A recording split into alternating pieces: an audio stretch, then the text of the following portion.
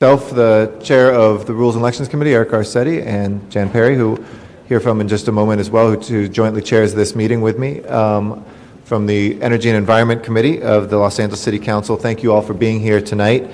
This is a meeting on DWP reform, and the council is currently weighing options. I want to thank members of the public who are here and our experts that are here, as well as the council members. On my committee, we have Ms. Hahn and a quorum of the Rules and Elections Committee. Mr. Kretz is here for Energy and Environment, and I know that will be a quorum of Energy and Environment Committee shortly as well.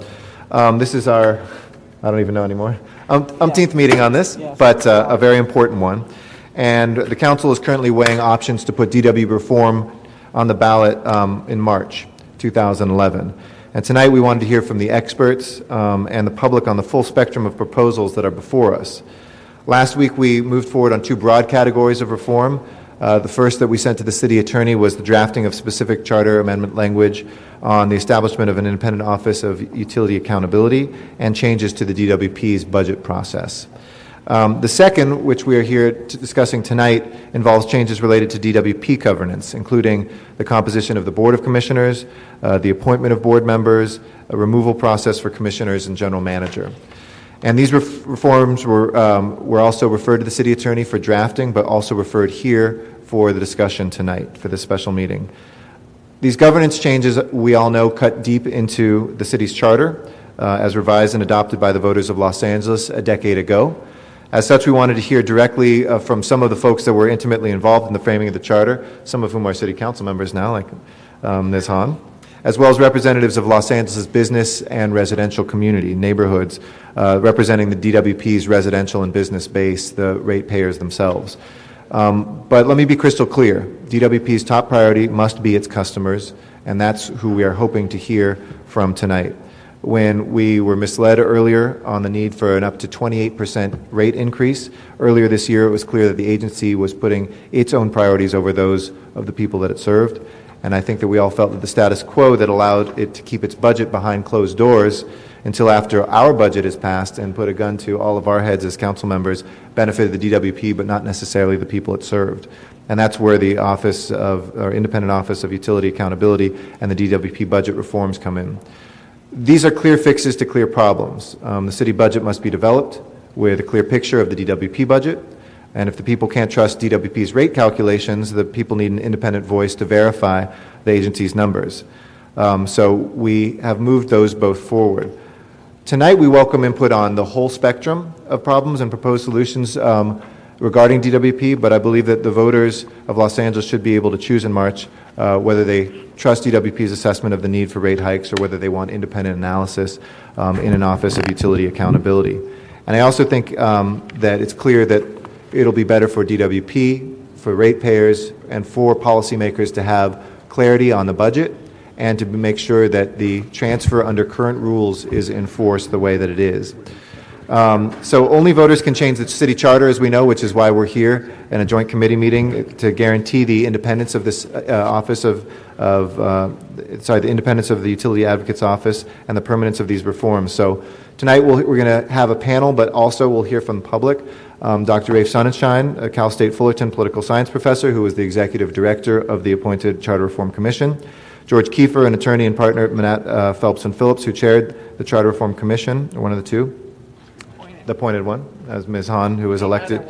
The other one, as Ms. Hahn wanted to point out. Not real one. Chuck Ray, who has done an extraordinary job as Vice Chair of the DWP Neighborhood Council MOU Oversight Committee and of the Mar Vista Community Council. And Gary Tobin, President and CEO of the Los Angeles Area Chamber of Commerce. And we may also invite others to rotate in and out of the table as well. I saw Nick Patsouris here, who was one of the driving forces as well, and a former DWP commissioner with us as well. So if the five of them would like to come up, why don't you come up? But I'll hand it over to Ms. Perry as well to say some while they're introductory coming up too. and assembling, I just wanted to make some opening comments. The stated purpose of the 2000 charter was to establish a responsive government which was more effective and accountable. And so the question that we have struggled with as a council over the last 12 months is whether or not that has in fact happened with respect to the Department of Water and Power. Now, the actions over the last year with the Department of Water and Power having to do with rate increases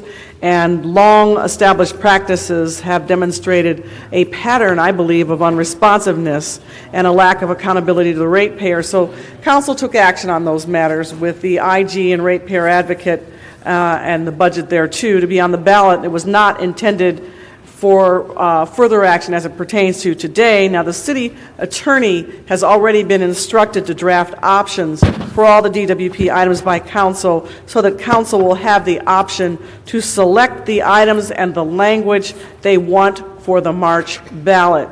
So I intend to, along with my colleagues, to discuss the issue of governance today, along with options 1 and 2, and the question of things like the removal of the general manager at today's meeting. I think that at the meeting today, we have shown a reasonable response to the concern expressed in print and other venues that council was rushing towards charter change without a fully informed view as to what that may mean going forward.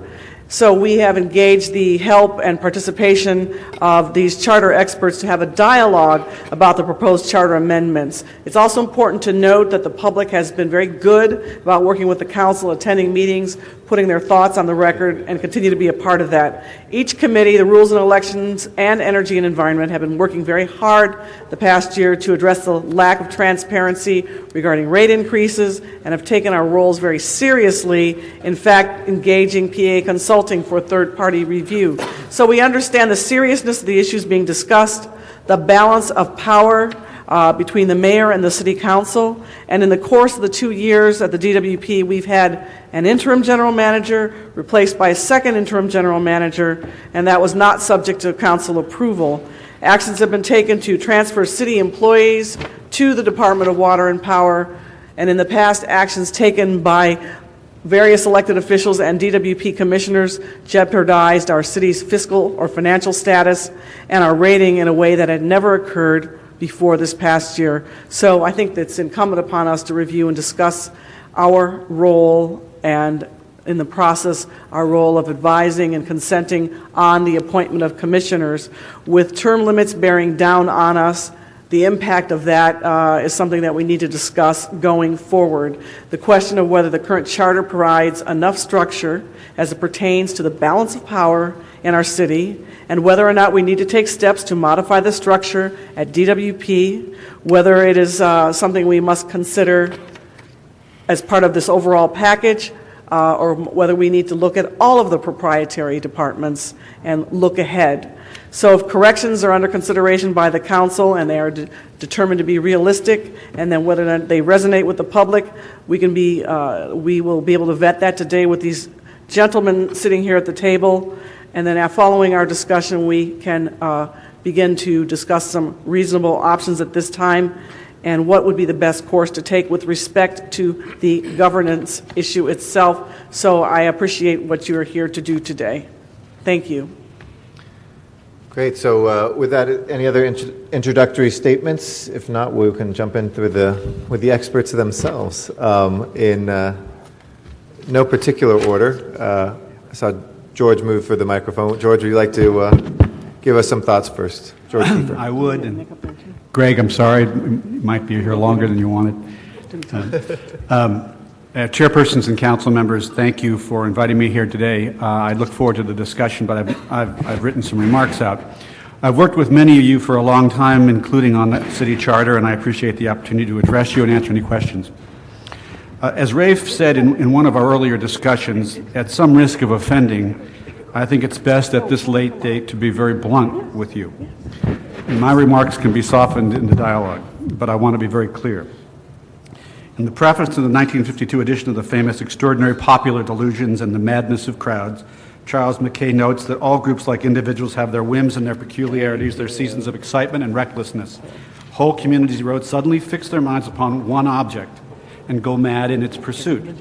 So it's not unusual that you receive testimony today that something must be done about the Department of Water and Power. But what is that something? Speaking for myself and to a great degree for Erwin Chemerinsky, who could not be here today, whatever that something is, we believe there has been insufficient consideration and deliberation given to the two most important questions. What is the nature of the problem to be solved? and what is the goal to be achieved. For some time now, the City Council has, and a significant part of the community, have been disappointed in the perceived behavior of the Department of Water and Power. I have shared that disappointment. Of course, it would be wrong to think that the disappointment has been limited only to the department. Among those things, particular reference has been made to the failed Proposition B regarding renewable energy and the more recent proposals to raise utility rates. However, it is important to remember that in the first case, voters actually defeated what was perceived to be a DWP program rushed without due deliberation. In the second case, the City Council actually voted down the rate increase proposed by the department. Oddly, after much criticism of what was characterized as a rush to judgment by the DWP, in the next few days, the Council is set to vote on a series of major amendments to the City Charter that have not yet been drafted. And just as odd, that after the defeat of the DWP rate increases, there is a rush to create a ratepayer advocate. In each of the cases and in other instances, it is said that the Council did not get clear answers from the Department. It is widely believed by Council members that the DWP Commission was being too much influenced by the Mayor. So what is the problem we are seeking to solve? Is it that the Commission is too responsive to politics and the Mayor, and yet you are voting on a proposal to shorten the Commissioners' terms, which will make the Commissioners even less independent and more subject to those who have appointed them? Is the problem that there is not enough information for the City Council to understand the Commission actions? Or is it you need a better advocate for the ratepayers? There is a big difference in those two last tasks, advocate and analyze, so you need to be very clear about what the problem is and how your solution meets it. Erwin Chemerinsky and I have written a letter to the Council and the Mayor reflecting our own views regarding the changes to the City Charter based on what we perceive as the problem and the required solutions. That does not mean we recommend you simply adopt our proposals instead of the ones before you. But our proposals demonstrate how a view of the problem can so impact the proposed solution. While we believe we are correct, more deliberate discussion would be worth considering and may cause us to change our minds. In any event, we believe the underlying problem should be more carefully articulated and the solutions carefully addressed before voting on charter changes. You have asked me, so let me summarize our own views as stated in the letter to you on October 26th. First, the DWP is charged to provide reliable, long-term, cost-effective supply of water and power to residents of the City of LA. Not an insignificant charge and one equivalent to that required of the huge public utilities. In other words, it's a very big job. Number two, to perform its charge, the DWP must be run by a qualified general manager free of political interference. Therefore, we recommend that the GM be appointed by the Commission with approval of the Mayor and the Council and be responsible to the Commission rather than to the Mayor. Three, in order to recruit and supervise the General Manager, we need a sophisticated and experienced Board of Commissioners, much more free of political interference than is the case today. And so we give them a longer term and protect them from mayoral removal without a two-thirds vote of the Council. But we also require you to be more aggressive in your judgment and approval of Commission appointees based on established criteria. Four, we believe that the role of ratepayer advocate is inherently part of your role as a City Council, which in reviewing rates adopted by the DWP must weigh any rate increase against the need for long-term provision of safe and reliable water and energy. To perform its role, the Council does not need another ratepayer advocate, as popular as those words sound today, but rather solid analysis and confirmation of the city's long-term water and power needs and costs and the consequent call on rates. In short, in respect of the last point, you appear to need more analysis, not more advocacy. And this is hardly semantics. In our view, at least at this point, creating another, quote, independent office will only confuse and muddle things. It will not go to the heart of the problem as we see it. That is, the need for more qualified independent commission and general manager free from political interference, and the need for you to have more competent analysis, not more advocacy. In our view, the offices where such analysis would most logically take place already exist: the city administrative officer and the city controller. If you have no faith in your city administrative officer, that is a personnel or budget question, not a charter question. And of course, the council is perfectly capable of contracting for outside third-party analysis through the council itself or through the controller, has been done on many occasions, for far less money than has been discussed for this new position of ratepayer advocate, whose manner of appointment is still in question just days before a vote.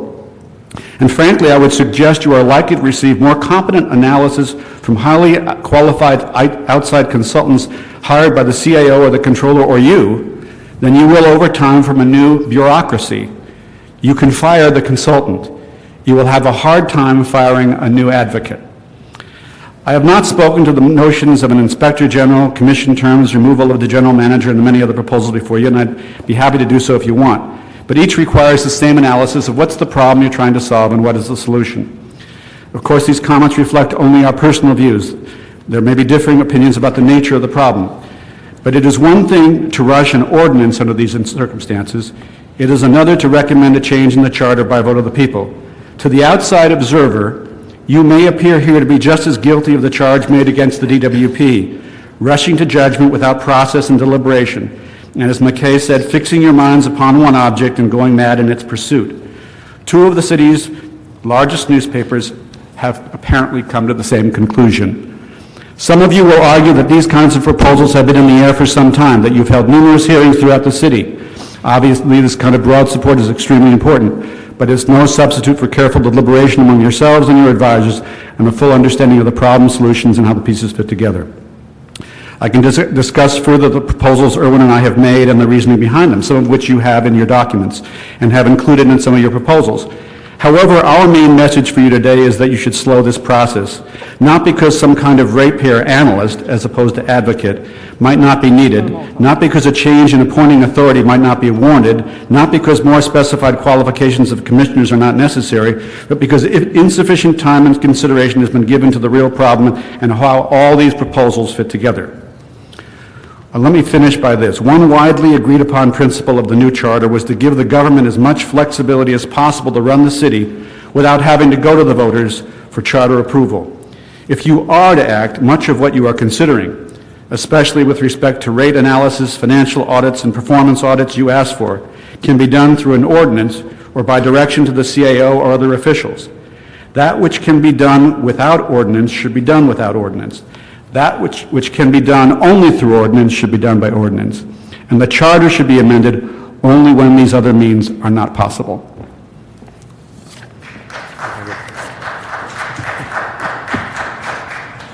We'll get you the names of those two folks, don't worry. So you know who you're with. Thank you. Who wants to go next? We're going to hear from everybody, and then we'll engage. We'll engage in dialogue questions, but also with folks. So, Chuck, you want to? Nick. Oh, Nick. Or Nick? Mr. Patsouris. Mr. Patsouris, I go second? if you want. Wow. Well, let me take exception with a couple of comments that my dear friend George made. First, there's no rush as far as RPA, the ratepayer advocate. The idea has been introduced about 3 years now and has been discussed, but the City Council finally found religion for many reasons. Number two, the GM of DWP is hired and reports to the commission. The fact that the mayor puts his 3 marbles in, that's not in the charter. The charter says GM is hired and reports to the commission. The word advocate is a misnomer. For the record, I'm going to submit some of my proposals, and I want to read some highlights. The mission is to provide the DW board with independent, fair, and objective evaluations and appraisals relating to the utilization of DWP resources, adequacy of internal controls, and performance effectiveness. Now, I bring the perspective as a former MTA board member and a DWP board member. And I say MTA because I witnessed MTA before and after Inspector General. The DWP, its budget and capital expenditures are much, much higher than MTA. And everyone will agree, and George, you will agree because you were there many, many times when I served on the board in the 90s, the culture at the MTA has totally and completely changed. So an Inspector General is absolutely necessary at DWP. Let me highlight a couple of points in the paper. The office of the, and I understand now you have ratepayer advocate / Inspector General, you are calling the office accountability. That office is not just an individual, it's an office with a budget, and I will come back to the budget, shall include investigators, auditors, clerical, technical, and above all, legal staff. It should be independent for the city attorney who's a political appointee. And equally important, it has to be physically independent. That does not necessarily mean a different building, but physically independent, so there's no fear of retribution. Some of the things that and I witness again, both at the MTA and the WP, the complaints from employees, whistleblowers were not aggressively addressed. When I got on the board, there were hundreds, maybe thousands of cases. So that office, I don't want to call it anymore ratepayer advocate, the office of the ratepayer analyst, Inspector General, the office shall receive and investigate complaints or information from any sources, including any employees of DWP, contractors, concerning the possible existence of an activity constituting a violation of law, rules, regulations, and so on. Shall not disclose the identity of an employee without the consent of an employee. An employee who complains or discloses information to the office shall not be subjected to any reprisal or threat. Or it occurs now, supposedly does not, but when you have an office where it receives independent office, the duties report quarterly on the expenditures of DWP as set forth in Section 13, etc., of the California Public Utilities. Report expeditiously to the DA, Attorney General, United States Attorney of other appropriate agencies whenever there's a reasonable ground to believe that has been a violation of criminal law. The ratepayer analyst, I call him, I go together with the advocate, shall not set rates or make management decisions. Now, I read your proposals, honorable members, and I agree very much on the appointment, who appoints, and the term. But there is a silence in your proposal about the reappointment. I suggest that the reappointment is done again by the commission who selected that person originally, not necessarily the same people, because time, sometimes doesn't have the luxury to have the same people, but it will be constituted by the same persons appointed by the controller, the council, and so on. I have seen within the department the need for information. No one, I'm an engineer, electrical engineer, but definitely, and I'll speak for myself, I do not have the economic and financial in-depth knowledge, number one. Number two, the time. You are talking about a $5 billion corporation here. And I venture to say none of the 5 commissioners in the history of the agency or today have the understanding and the time to analyze. Oh yeah, they come and they give to the council. George, you said, the council can analyze. Give me a break. They get them a week or two, they're briefed by the staff, and I tell you, liars figure, but figures don't lie.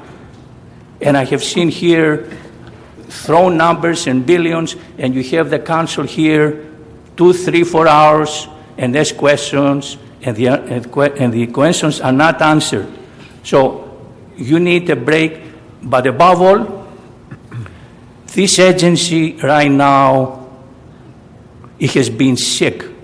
But as far as I'm concerned right now over what has happened the last year is in the ICU.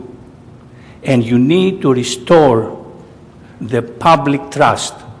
And unless you develop an office of Inspector General and RPA, that trust will never be recovered. So you need to have a bold statement to the public. Oh yeah, there will be opposition, we know that. But at least the council will show an interest to have the company managed from an independent point of view and protect the ratepayers. You know, the rates, and they're going to come this November 17th, I understand, and talk about rates. And let me tell you, it's like a Ponzi scheme. You know, cover there, push there. And you think any one of these 15 people or the 5 commissioners understand rates, in depth, and analysis of what it means to the public? Look at the renewable. And, you know, I was a champion, mayor's directive was renewable, but the numbers, the cost, it was never in concrete. When you talk about what is going to cost the ratepayer 2, 3, 4, 5 years from now, you get all kinds of numbers. And we are talking about billions of dollars. And I challenge anyone today, whether it's a council member, commissioner, to tell me exactly where this city is going in the next 4 or 5 years as far as rates. And let me tell you where they are going. We are going to an abyss. Mr. Ray. Thank you.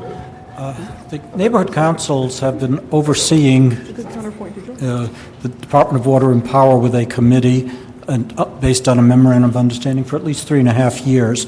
We have been studying what's going on there. We have people of all competencies. We have engineers, we have accountants. Probably if we could tap those people on a 40-hour basis, we could run a nice company of our own. The Department of Water and Power is a big utility, one of the biggest in the country, $4.5 billion in sales. That utility is the largest utility in the company that is not overseen professionally. If you look at a utility, it has, anywhere in the country, it will have something like a Public Utilities Commission. California has a Public Utilities Commission for the investor-owned utilities. It doesn't cover the Department of Water and Power. So I think it's about time that we had that independent oversight. I share your concern about putting things in concrete before they might be tested or going at it. But this is a big one. This isn't a little thing that could be done by an ordinance. I think the council's been trying that, and you see the success. So the other thing is, based on what happened this year, the time is right. The electorate is sensitized that there is something going on with the way that the Department of Water and Power is governed. You've got on the 15th floor some people who are afraid to do their job as engineers because they don't know when they're going to be countermanded by some political consideration. They need to be free to operate a business as a business. The Office of Public Accountability has got many aspects to it. It's going to take a while for everybody to understand that. It has the function of ratepayer advocate. It has the function of inspector general. And without naming it as such, if you look at the various things that are to be done, and it also has the function of an ombudsman, which is another thing that has been suggested by various council motions. I think the time is right. I think what you have constructed, with one exception, is is a very workable plan. Now, let me get to the one exception. Whole council was ready to vote on the package at the last time this was brought up, I think last Tuesday, and then there were some amendments that went very fast and with no public comment. I didn't quite sense the meaning of them until I could get my hands on them on Friday.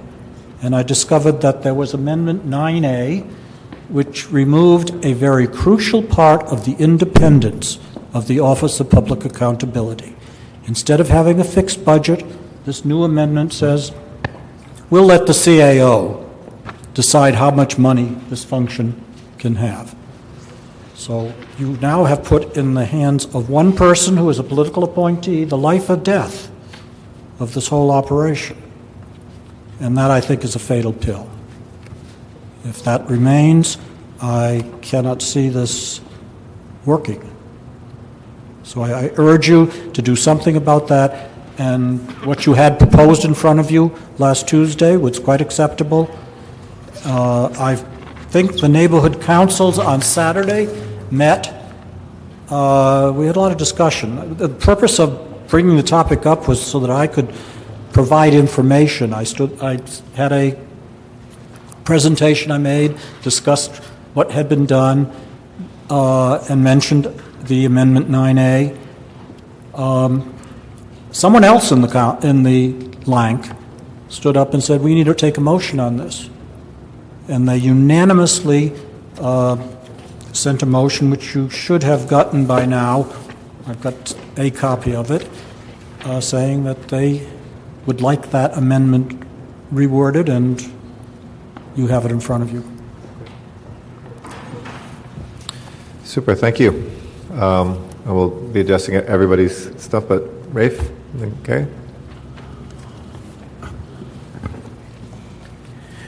Good evening. Thanks for having me here. I started with charters in 1997 when I was hired to work with the appointed commission, and had the pleasure of working with your two current council members who are on the elected commission. And since then, after those 2 years of full-time work, I've assisted 4 other cities with successful charter reforms. The most recent one was Huntington Beach, which just passed a new charter that I helped them with just this last Tuesday. And I want to talk to you just for a minute about charters and process, because the question's been raised whether you're rushing too much. And I want to sort of move that a different way. It's not so much whether you're rushing in terms of time. It's thinking about how you change the charter.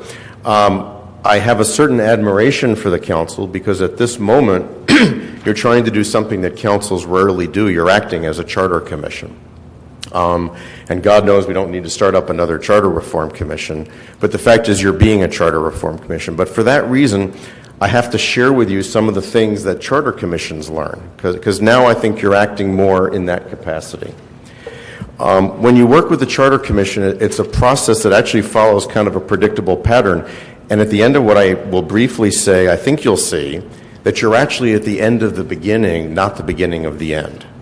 And that's really where the notion of rushing comes from.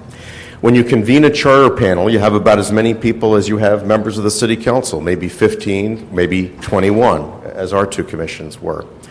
And at the beginning, people are all over the place. They have ideas about everything. Some of the ideas have been around for 20 years. Some of them are just come up to them.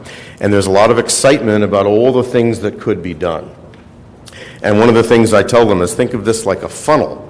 And we're going to pour all the ideas into that funnel, but very few of them will be there at the other end of the funnel. And they say, why is that? Aren't these all good ideas? I say, sure, they're good ideas. But let's talk about how to evaluate what's at the end of that funnel.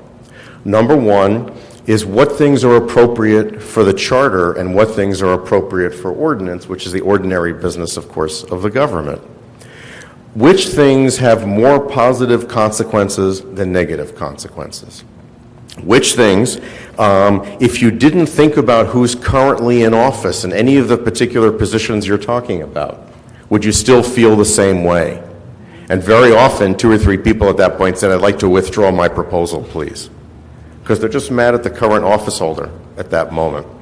We went through this because during charter reform, the mayor and council were at each other's throats, and we had to resist, as Councilmember Hahn knows and George knows, to not make decisions based on the current feelings about the current office holders.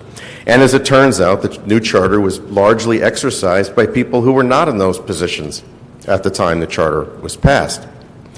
Little by little, people began to withdraw their motions. And the rest of the commissioners were actually very respectful of that. They said, that's a terrific idea. I hope it'll come back. I hope we'll try this again at another time. And then they undertook the hard task of deciding what would be the principles under which they would operate. And that became a very difficult one. But sooner or later, it all ended up some version of accountability, transparency, and participation. Another 2 or 3 people withdrew their proposals. They said, you know what I'm about to do is going to make it more difficult to know who's in charge. I still think it's a great idea, but now you've got 3 cooks in the kitchen instead of 1. I'm pulling that one out. And one of the things that happens in this process that I believe you're at the beginning of, not the end of, is that people very respectfully to each other begin to help each other out and say, you know what, I really wonder, with all due respect, is that a charter problem? And it's very exciting to hear someone who's right off the street as a volunteer on a charter commission saying, I'm abandoning my idea because I've decided it's not really a charter issue. After a few months, about 90% of all the initial ideas have not made it through. But they're all still good ideas. They're not bad ideas anymore. They're just not charter ideas. And at that point, they then adopt another set of criteria, which is, how do you get those ideas ready to actually be in the charter, which we spent quite a bit of time on. Just because it made it through the filter doesn't mean it's ready. Is there something in there that shouldn't be in there? Is there a double power when a single power would be more economical and effective? Is there a second power that's already being exercised in another office and now you've added confusion?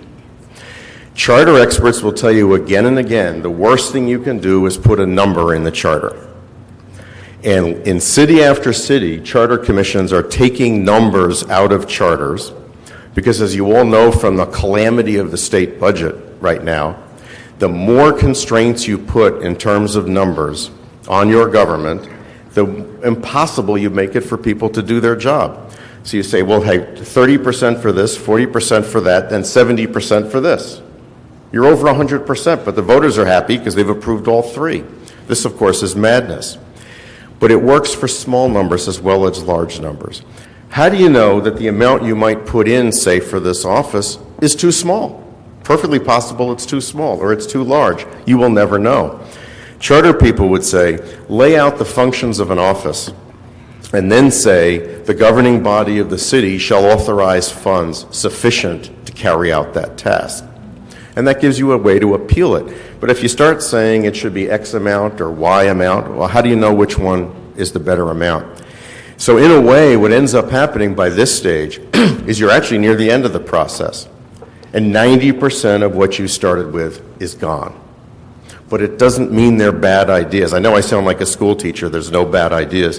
But really, there are some genuinely bad ideas out there. There are some genuinely bad ideas out there. But we'll talk about those another time. And to me, it's only a question whether they're good charter ideas. Right. But, and you will find that charter people, take George and myself, we may agree on the process, but disagree on which of those particular ideas should pass through. And in fact, we do, by the way. We don't agree on all of these. The problem with where you are now, it seems to me, is I was thinking that it's like you have all the ingredients of a cake, and you've put it in the oven and you took it out too early. Because the other piece of the charter reform process that's very common is to hear from everybody around who might be annoyed, have something to add, including other office holders, people from the community, which you're hearing tonight. This was rather painful for us. And again, Councilmember Hahn will remember, we had people in front of us that either commission was really having trouble with at that time, but we had to hear what they say, and it actually improved the product. In other words, you've got a set of ideas now ready to go into that, what did I call it? Funnel. Not the cake, no, the Funnel. funnel, thank you, the funnel. That's about where you are right now. Yes, okay, that's it, which will eventually lead to a cake, all proving, by the way, in testimony you should never mix metaphors to too large a degree.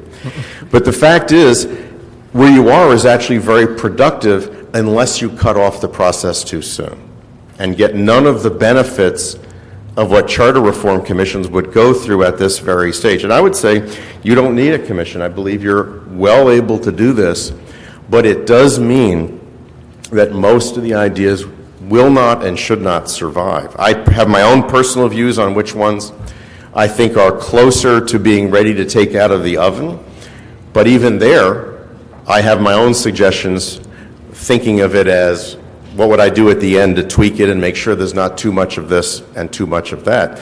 And I certainly would be happy, I know all of us would, to help improve those things. I feel a little bit under the gun in that I'm telling you all this at the moment when it won't be long before you may decide to go all the way to the end of the process. And as I've told a couple of the council members, if there's 3 stages of this, 1 is generating a bunch of ideas and proposals, and 3, voting on what goes on the ballot, the missing piece is 2. And we're a little bit rushed. So if we do feel rushed, I think it's because number 2 really in a charter commission would take a long time, but by the end of it, I think you come out with much better ideas. Thank you. Thank you. Mr. Tobin? Thank you for the opportunity to visit today about the feelings of the business community on this matter. The Chamber has been in support of greater transparency at DWP since Measure B was proposed some 2 years ago. At that time, voters started calling for what was commonly called a ratepayer's advocate, and it can be called lots of different things. But I think the hope was that there would be an analyst position that could be put in place right away and provide the public with transparency about what was happening and do an analysis. Now, unfortunately, that position was not put in place, and we agree that it could be put in place without a charter. But it wasn't put into place, and so then it came to last spring and summer when this council spent many hours deliberating a potential rate increase for DWP, and many people did not feel that there was great enough transparency at that point in time. So the goals for the business community were fairly simple. We were looking for an independent analyst that would be housed where they could be independent, provide and transparency. Both those were assured. The budget sufficient to hire policy analysts and independent consultants as needed, and that the entity would be charged with producing regular reports and findings with the overarching objective of assuring ratepayers that DWP is being managed to maximum efficiency, providing reliable service to its customers, and maintaining rates that are comparable and competitive with public and power utilities in Southern California. I want to get to some of the specifics of what you're talking about tonight. We have no particular feeling about whether a 7-member commission is better than a 5-member commission. We don't see any particular reason to reduce the terms of office, but we certainly do see a strong reason for having some experience standards and technical standards for the people that are appointed to this very important board. We see it being very important that there be staggered terms, and we also think that the commission should have as much independence as possible. We would support utilization of a 2/3 supermajority for the removal of the DWP general manager, and actually the use of a majority vote by the council for the removal of any commissioner, because we think it is very important that the independence of the commission be established. Once again, we're not sure that we need a charter ordinance to do these things, but we do believe that it's important that the public be assured in the future that their money is being looked after well, and that someone who really has the expertise that Nick was talking about is sharing this information with the public. Thank you. Thank you. I think while we have experts that are here, we also have 12 cards, but I want to open up, and if that's all right, for committee members to be able to engage with the initial speakers. Yeah. Okay. I have a question. I know that George Rafe and Nick were probably here during the Reardon administration. I don't know if you were here, Gary. Rafe, you alluded to the mayor and the council being in a rather fractious relationship. And that was the early implementation of term limits during that time period. And as the Charter Commission, well, I just want you to reflect back for a minute. Given that half of the council will turn over in 2013, given that we have 15 seats, 5 of them are already inhabited by people who used to be in Sacramento, and that things are seeming to trend in that direction, did you, as Commission, ED, contemplate, or did the members contemplate the effect of term limits on future governance issues, like for the proprietary departments, and how you ensure stability, continuity, behavior that is forthcoming? Because I think we all know we've had term limits long enough, particularly at the state level, that as they continue to flip seats, that lobbyists and people who are in staff positions become the people who are actually doing the governance, not the elected officials. So tell me, what was the discussion like on that issue back at that time? Good point.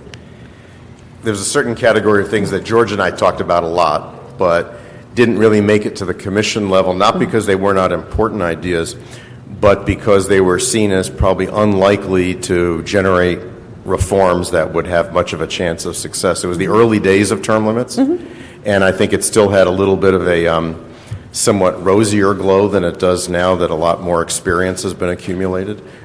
So as I recall, it was talked about, but not. Yeah, I think that one of the things was we were aware that future councils, especially with 2 terms, would not have the same memory that council had. When we started, people hadn't turned over yet. So you had a lot of experience on the council, and therefore the government and the staffs and the whole thing. So I think we were aware that there was going to be a point in time where there would be less memory. And that may influence what we were thinking about. So one of the things we were also thinking about was, Rafe and I used to talk about this all the time, is how do you make the charter? Do you make it for, I was saying this to Nick earlier, do you make it for a great mayor, an average mayor, or a poor mayor? The tools are available, and so much depends on the individual, and the same with the council, and the same with the staff. So you're so much influenced by what's going on in front of you right at that moment. That Rafe makes a point of stepping back and making sure that you're doing it sort of institutionally. But I was thinking about it, I think Rafe thought about it. We couldn't do anything about it, except to be aware that the city was going to be at some risk, like the state government. Well, what do you think about it now? And maybe, I know Nick's not shy, maybe he can jump in here too. And I said, we've got 5 seats that are now inhabited by people who are from Sacramento, and that's the way it's trending. And, you're going to have half the council flip in 2013, and those seats will all be open. So you have even a greater loss of institutional memory. There's an ability to codify an action not based on personality, because the personality, as you're correct, is really not all that important. I think the break in continuity, the inability, because you won't be here long enough to build any expertise, just like the same logic applies to what you say about wanting the commissioners to stay longer so that they can build up that level of expertise. You then lose it here on your own deliberative body. It's definitely a problem. I would just say that for me personally, and again, we're getting to the point of talking about proposals that may go forward. Our recommendation is you slow down. But for me, it's all the more reason why you need a better commission. And when we talk about experience, I don't, and this is something Nick and I were just talking about earlier, I wouldn't say utility experience or water experience, or I'm talking about board experience of boards and enterprises of equivalent size and management skills required.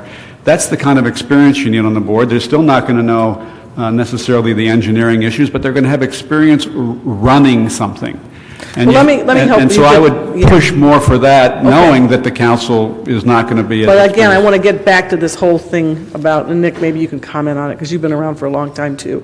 We've got a different political climate now than we did then. It has changed radically, and it's trending in a different direction now, where it's devolved into people just basically hopping from up north down south, because we have benefits down here that they don't get at the state level, and it's worth noting. So again, you create a gap in institutional continuity, and instead of looking at where the holes are, say in the council, you raise an issue about our questioning commissioners in a more in-depth manner. We're looking at making commissioners stay longer. I don't know whether that's a good idea or a bad idea. So I'd like to get Nick's reaction to that.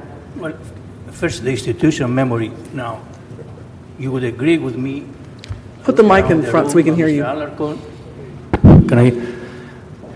If you look around the room, some of you will be gone in a couple of years. Think back how long it took you. It took you to learn the inner workings of DWP. Again, having served on a multi-billion-dollar agency, MTA, compared to DWP, the issues at DWP are phenomenal. And the training and the learning process takes years. Now, again, the commissioners serve, they come every other week. You cannot expect the commissioners to give you independent analysis. You're going to have staff, and staff is political. And I want to come back to the charter. The charter says the commission has 3 appointments: the GM, the board secretary, and the CFO. So who is going to appoint that analyst? And to whom are they going to report to? That's why you need a chart. You cannot do it. What I'm saying is, by charter, the commission cannot appoint that person. Only the GM can appoint that person, by charter. And that's why the original concept, when I talked about 2 years ago, it was to change the charter to create that ability for the commission to appoint that person, and that person reports to the commission. And you have very wisely have a process where that person is appointed. There's, and again, in my paper, I have very much copied the appointment of the chief of police. And it was part of your charter amendment. And I said there were wise men. There's a process, there's a term. If he or she performs, they are reappointed. And then there's a second year, there's a second term, 5 years, and you are out. Because we all human beings. First, the 5-year provides the independence, they cannot be removed. And the second term, they are out because we all get chummy and friendly with the staff. Right? Let's be honest. So, you need a charter amendment to create the office. Simple as that. And unless the public, and I'm coming back, sees that true independence, they will never trust him. I don't care how good he or she is, they will never trust him. Because they say, oh, he was appointed by the mayor, future mayor, and they are not going to create problems. And of course they won't create problems, But if they know there are 5 years, they cannot be removed, it gives them the independence. Nick, let me just comment on one thing you said there, because we heard this about the position of the controller. We had to have an independent check against the mayor's additional authority. We created an independent controller's position. And it had to be elected, otherwise nobody would understand that they had credibility. So you may be right about how what you're thinking about, but from my mind, I'm saying, well, what are we doing with the controller then? What have we said about the controller's independence? Should it be elected? Who is naming this? What makes it independent at a given moment in time? I don't know the answer to that.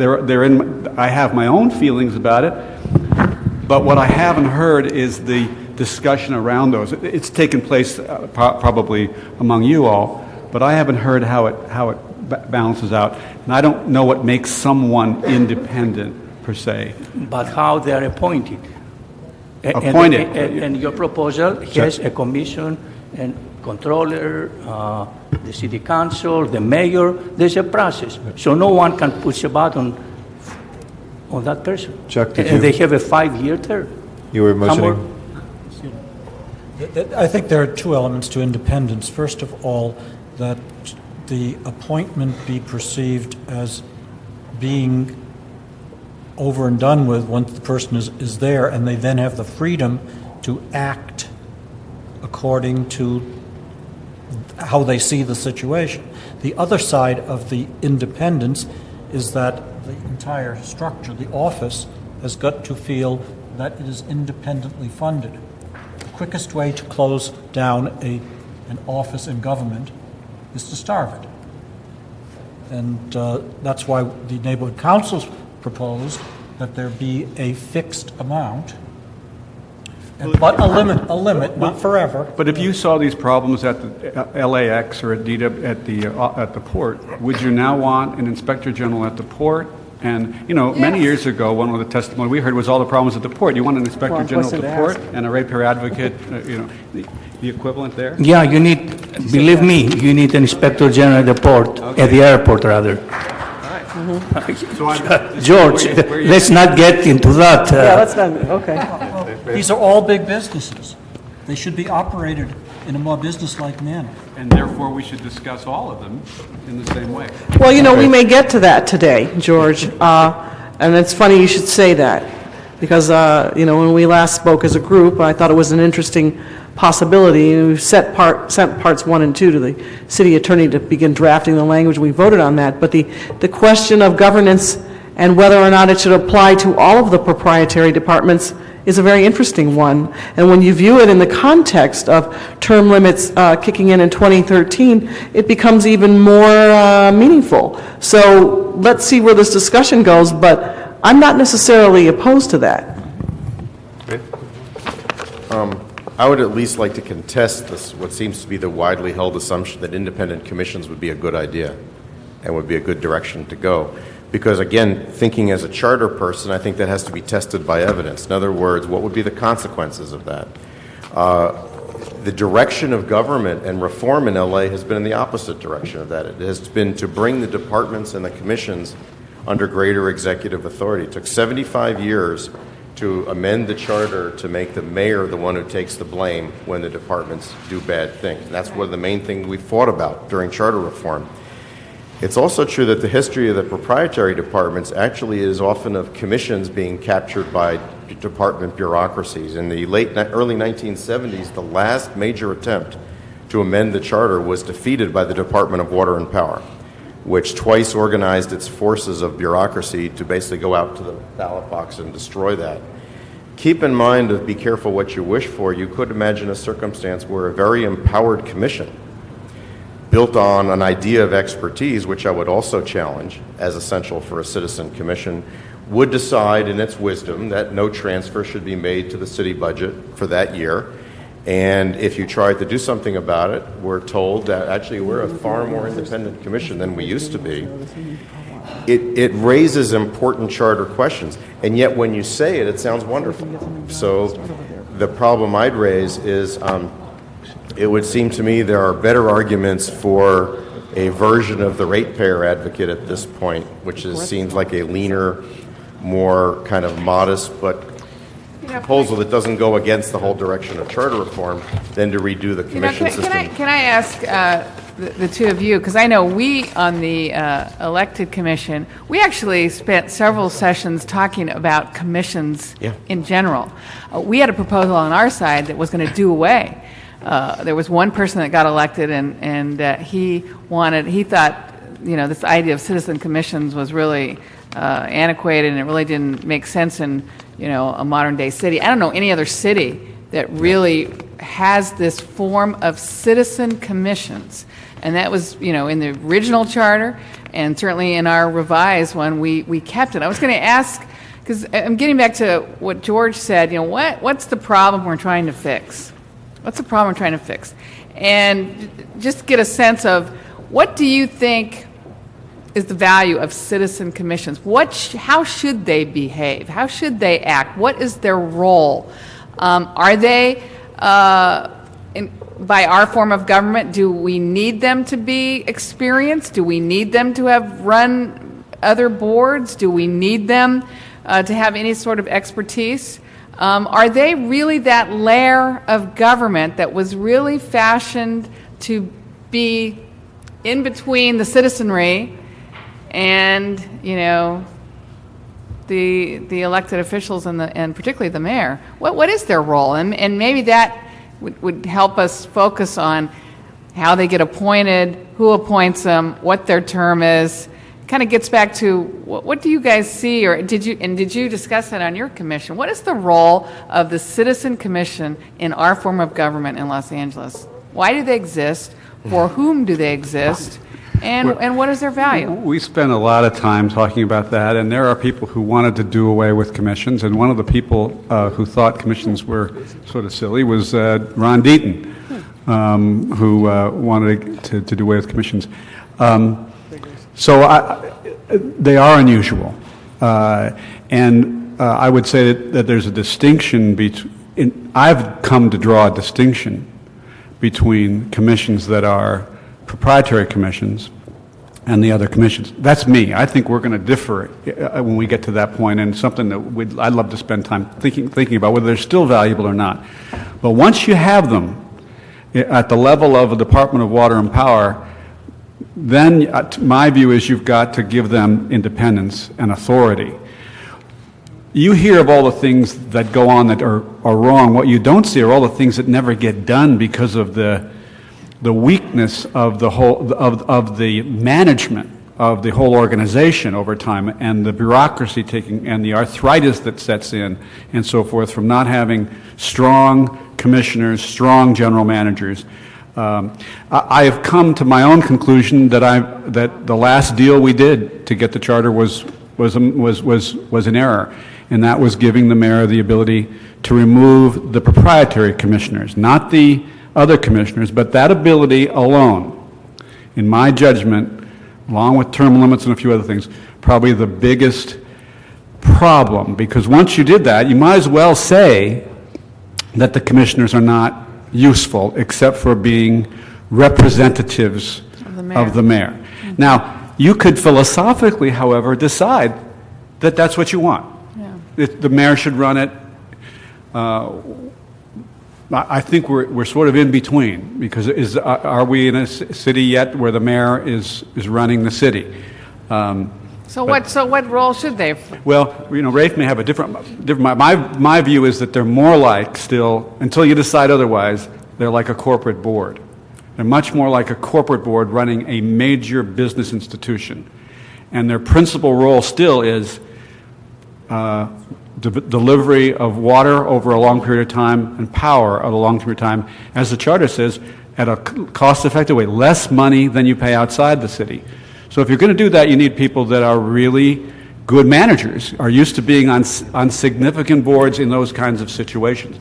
Doesn't mean you have to go that way, but the worst thing in my mind is to put 5 people who have no experience on significant organizations, knowing how to organize, manage, and not meddle at the same time. I think that's the worst of all alternatives, myself. And then pretending that they have authority when you're really, the general manager is looking through them to the deputy mayor. I think that is a weakness. Mr. Alco? Do you want to jump in? Let's start You with may differ. Mr. Park. Mr. Parks wants to speak too. Okay. Mr. Parks wants to speak? Yes, sir. Yes. Oh, he looks handsome. You want to Did you have a speak? question? I think he had a I just have question. one question, George. Will What you I use thought the was so microphone, Mr. interesting, Sparks? so interesting about your comment is you said that selecting people with very little experience. The dilemma is the people that are selecting them have very little experience. I mean, so it's like averaging an average. I mean, so how do you get there if the people that are selecting got elected to office, they show up with no background of running anything, they've not had water, power experience, then they're going to put 5 people on the board and say, go run a several billion-dollar operation. Well, I mean, just to take it to the ridiculous level, No, it's not John Kennedy ridiculous, had it's no experience commonplace. running anything, but he could appoint cabinet members who did. You can appoint people with qualifications. So I don't know that it takes another person with equivalent experience to appoint. Well, I think if you're looking for quality, you'd have to have somebody, somebody's got to have the knowledge of what it requires. Yeah, well, you hope. And you'd hope. So when we keep doing averages by averages, you begin to realize that this whole system is based on a factor that people are putting people in positions that in many instances are well beyond their skill level, and many of the people that are making the selection is above their skill level. Mr. Alco? I think most of us would agree that one of the primary problems that we have with the Department of Water and Power is the level of trust that the citizenry have toward it. How does my belief is closer to Dr. Sonnenschein, and that is that we have to maintain citizen commissions, and that it is their job to understand the process, and if it can't be explained to them, then how are we ever going to develop trust? Your concept of increasing the expertise might continue the distrust. So I want to ask you, how would you build on the trust when the average Joe citizen doesn't trust the DWP? I'm not. I think it should be a citizen, but I honestly don't think that it can be anybody. I don't think that those 5 positions or 7 positions or whatever it is are interchangeable. That is to say that somebody who's more talented is the same as somebody who's less talented. Somebody who has more experience is the same as somebody who's less experienced. So I still think they should be citizens. They should be volunteers. They should, and I actually still think there's a role for commissions, as Council Member Hahn was asking. But experts aren't average citizens. Expert. No, that's why I said it shouldn't be an expert who has water experience, but it should be. And I didn't agree with Roman Haruska that we should have average people on the Supreme Court either. I don't think it's a question of you should always appoint average people. I think you should appoint qualified people who know how to manage equivalent organizations.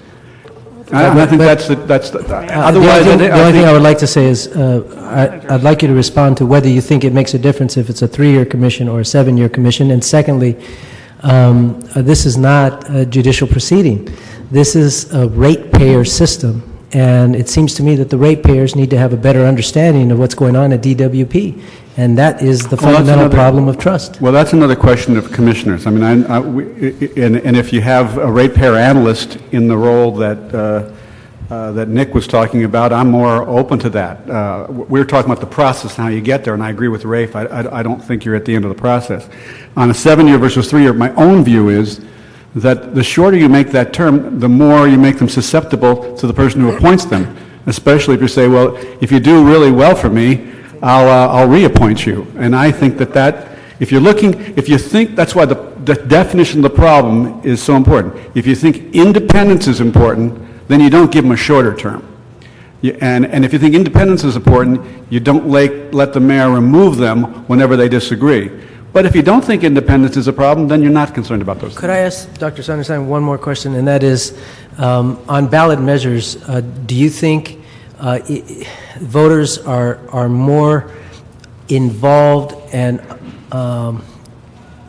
and are able to comprehend the measure more when it's a simple recommendation or whether it's a series of complex recommendations?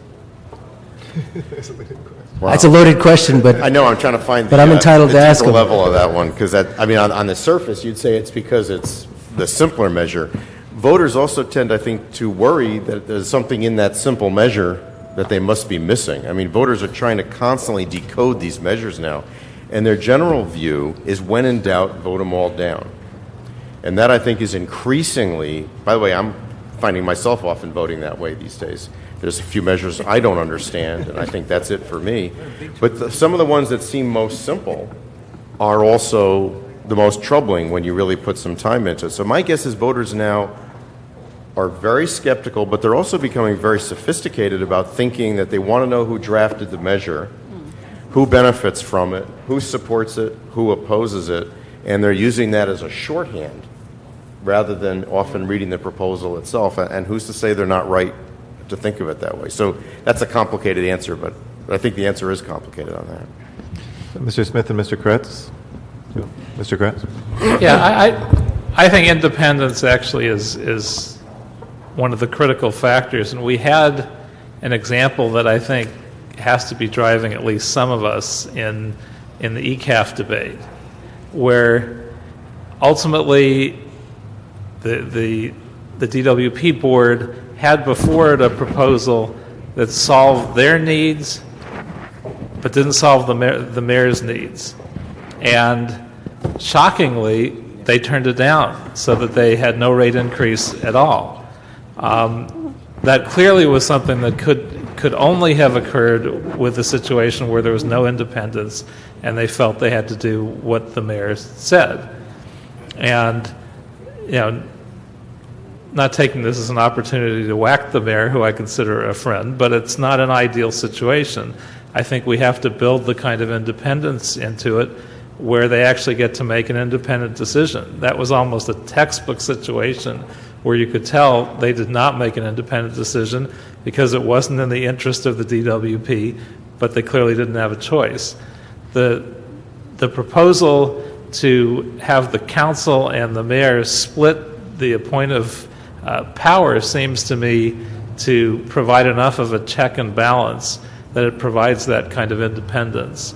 So I'd like to hear from whomever wants to respond about how that would work or wouldn't work in terms of being independent, or whether the current system you still feel is more independent, or if there's an alternative that you might suggest to the two proposals really that are on the table.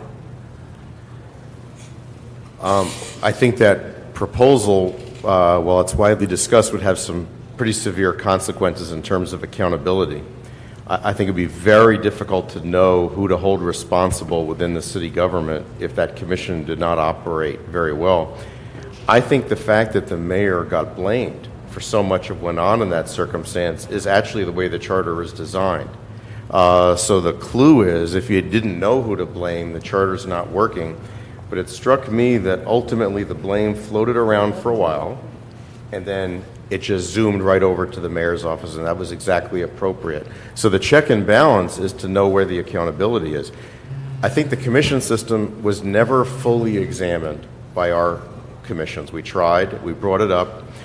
We sometimes found if you brought up something about a particular commission, the commissioners of that commission would come to our meetings and they would announce that they were a wonderful commission and that their department was one of the most wonderful departments.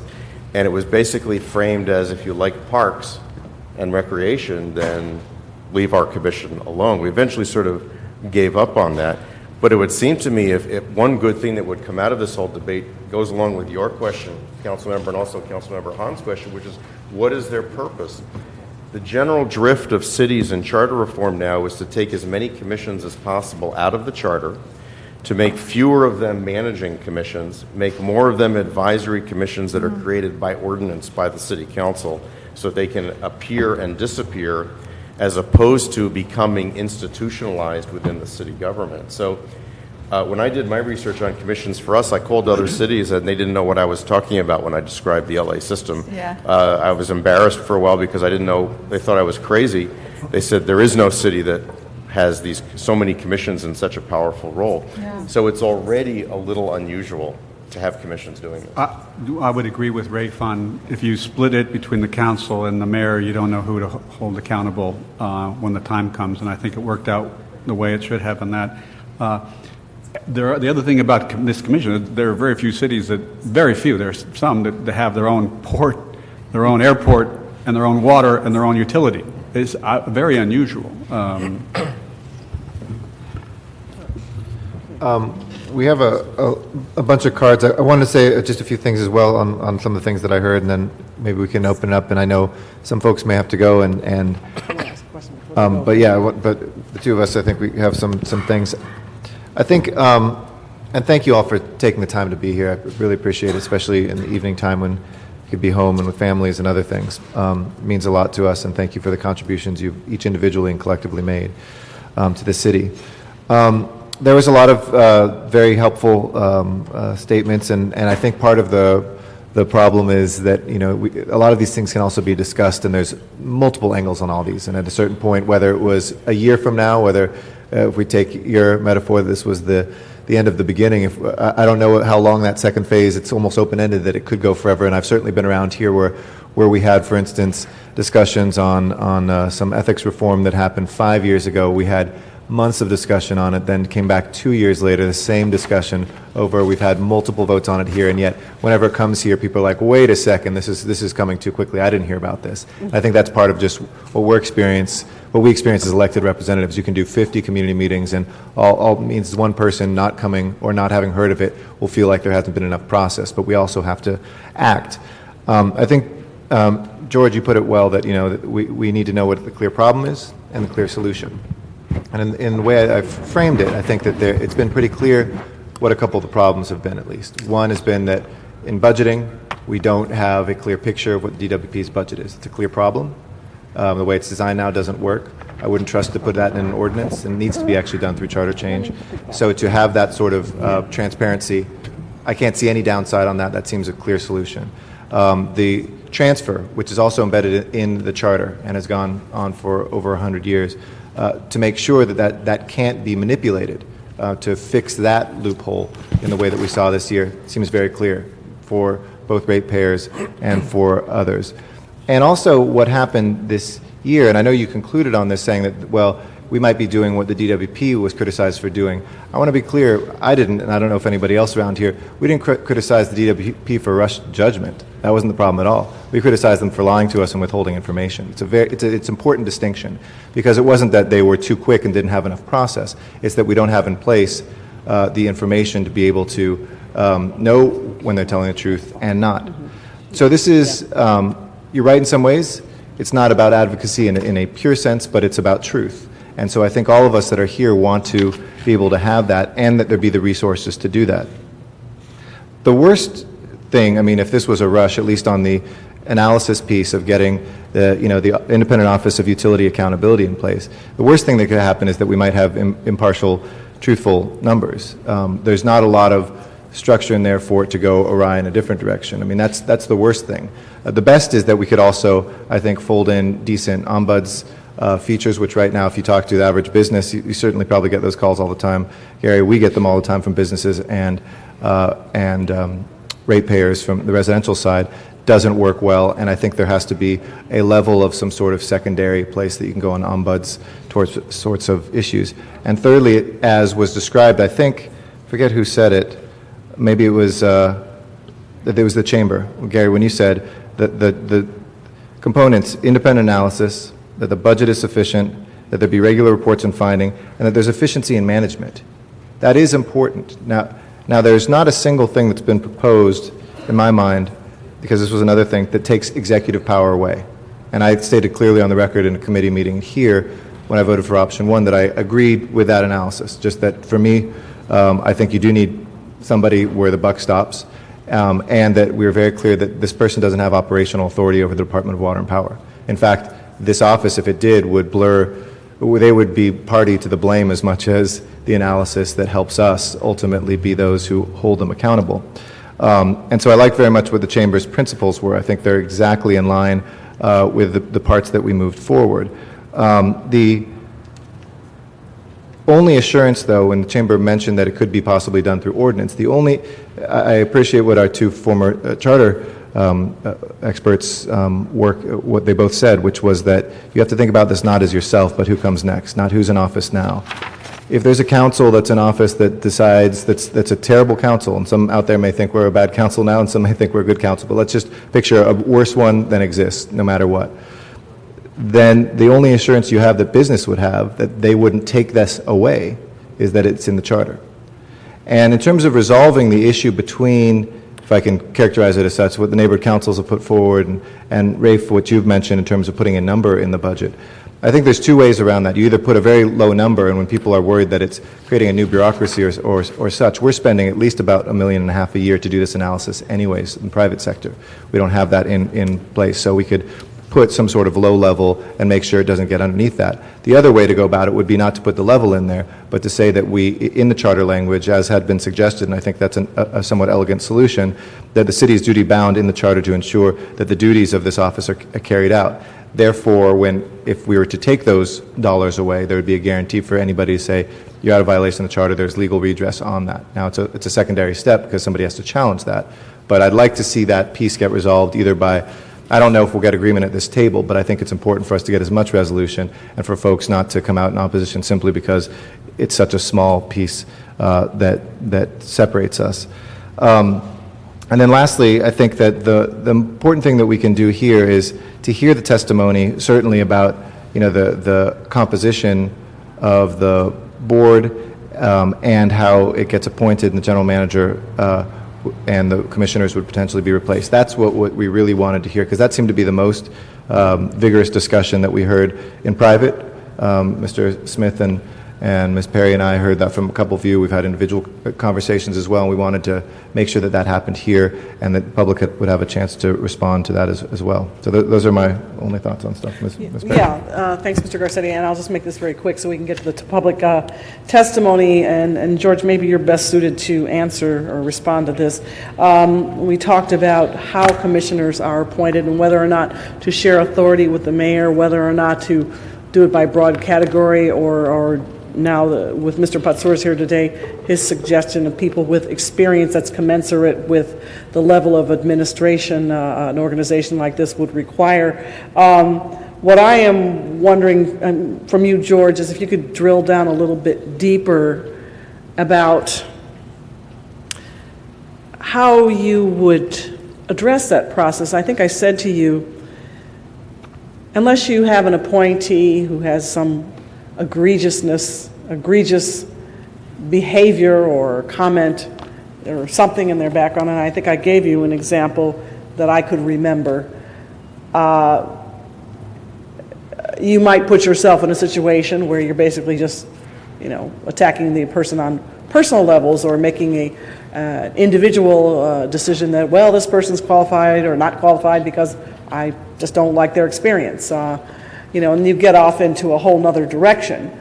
Once a commissioner comes up for reappointment and they have a record that you can examine and its successes and its failures, much like us as elected officials, except people vote for us as opposed to us being appointed and reappointed to our positions, that gives us a little bit more to work with. So I guess what I'd like to ask you is, can you tell me what your thought process is on the initial appointment and how you feel we would be able to hang our hat on something more specific, because there's clearly something lacking in this process now, but I can't think of a viable alternative, again, unless somebody has done something outrageous or really way off topic.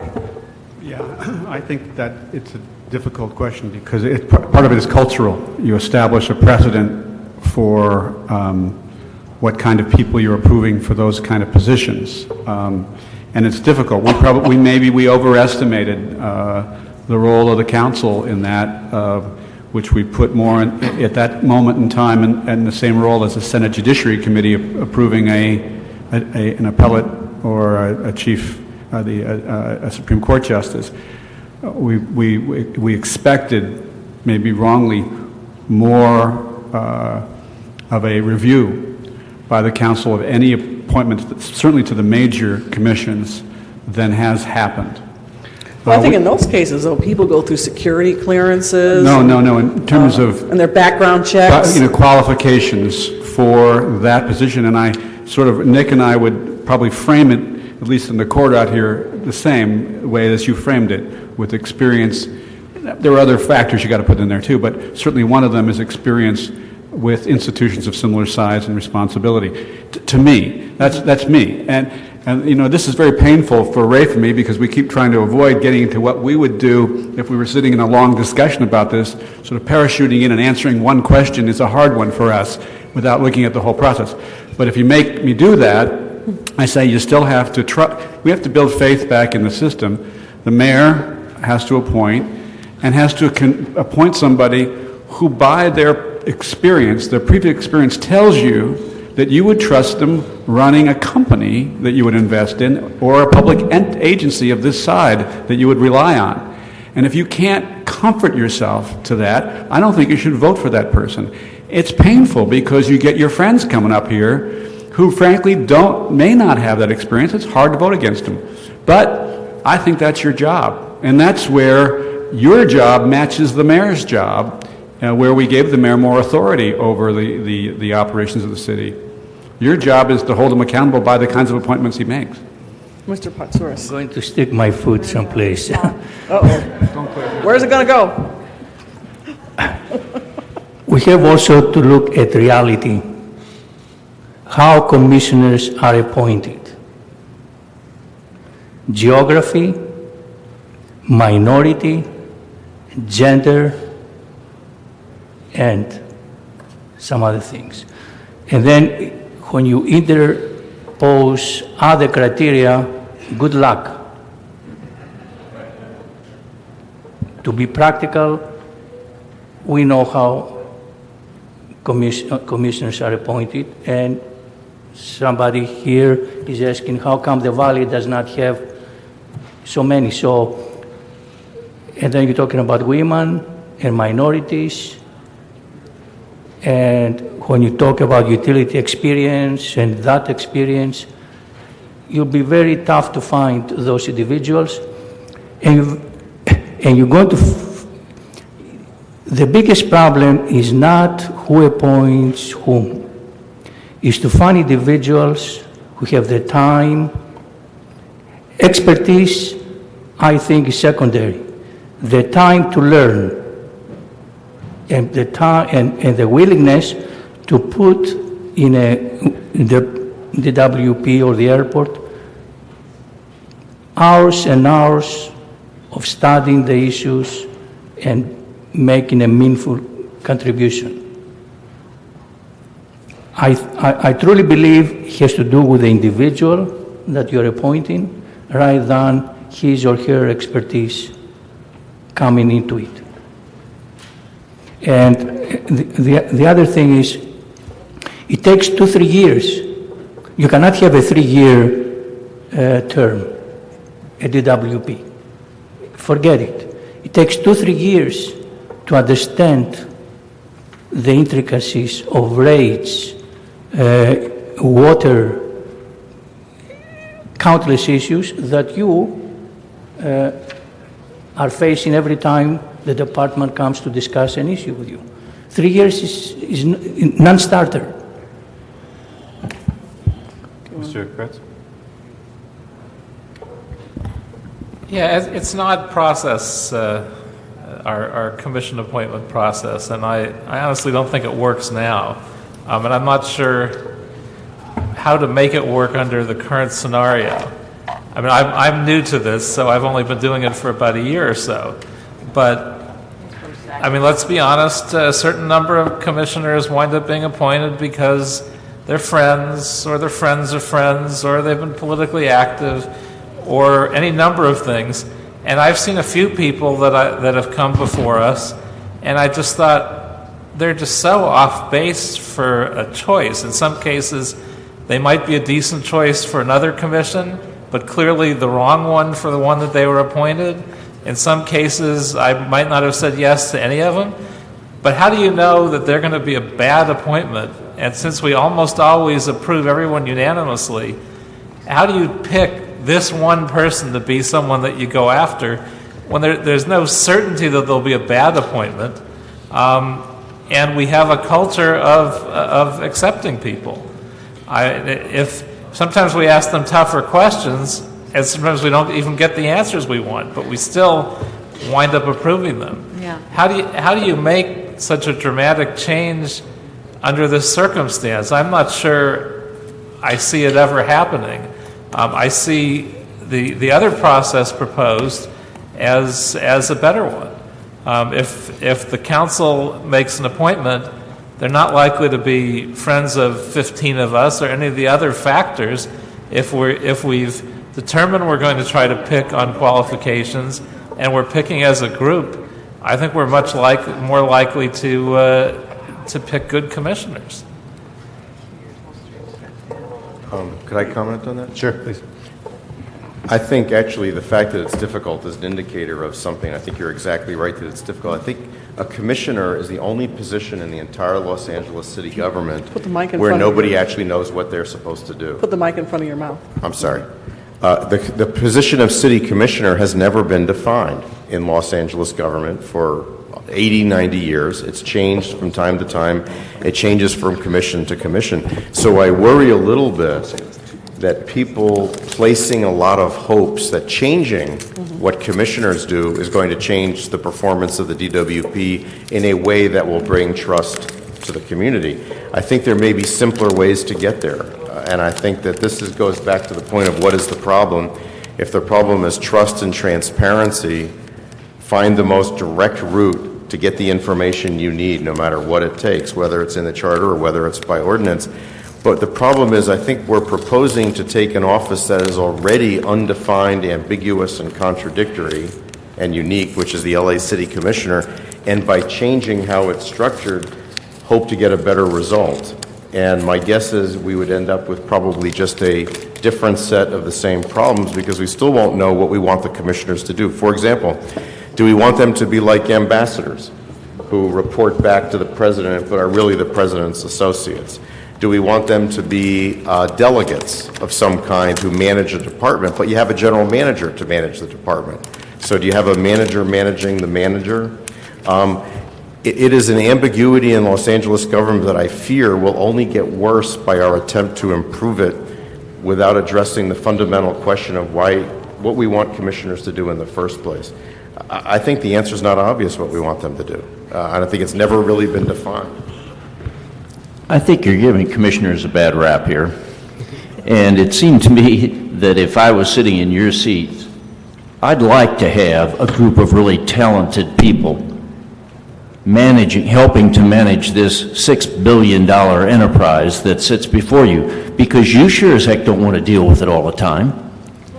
And when I first arrived, I thought this is really a smart way of handling proprietary organizations that have as their foundation to make money.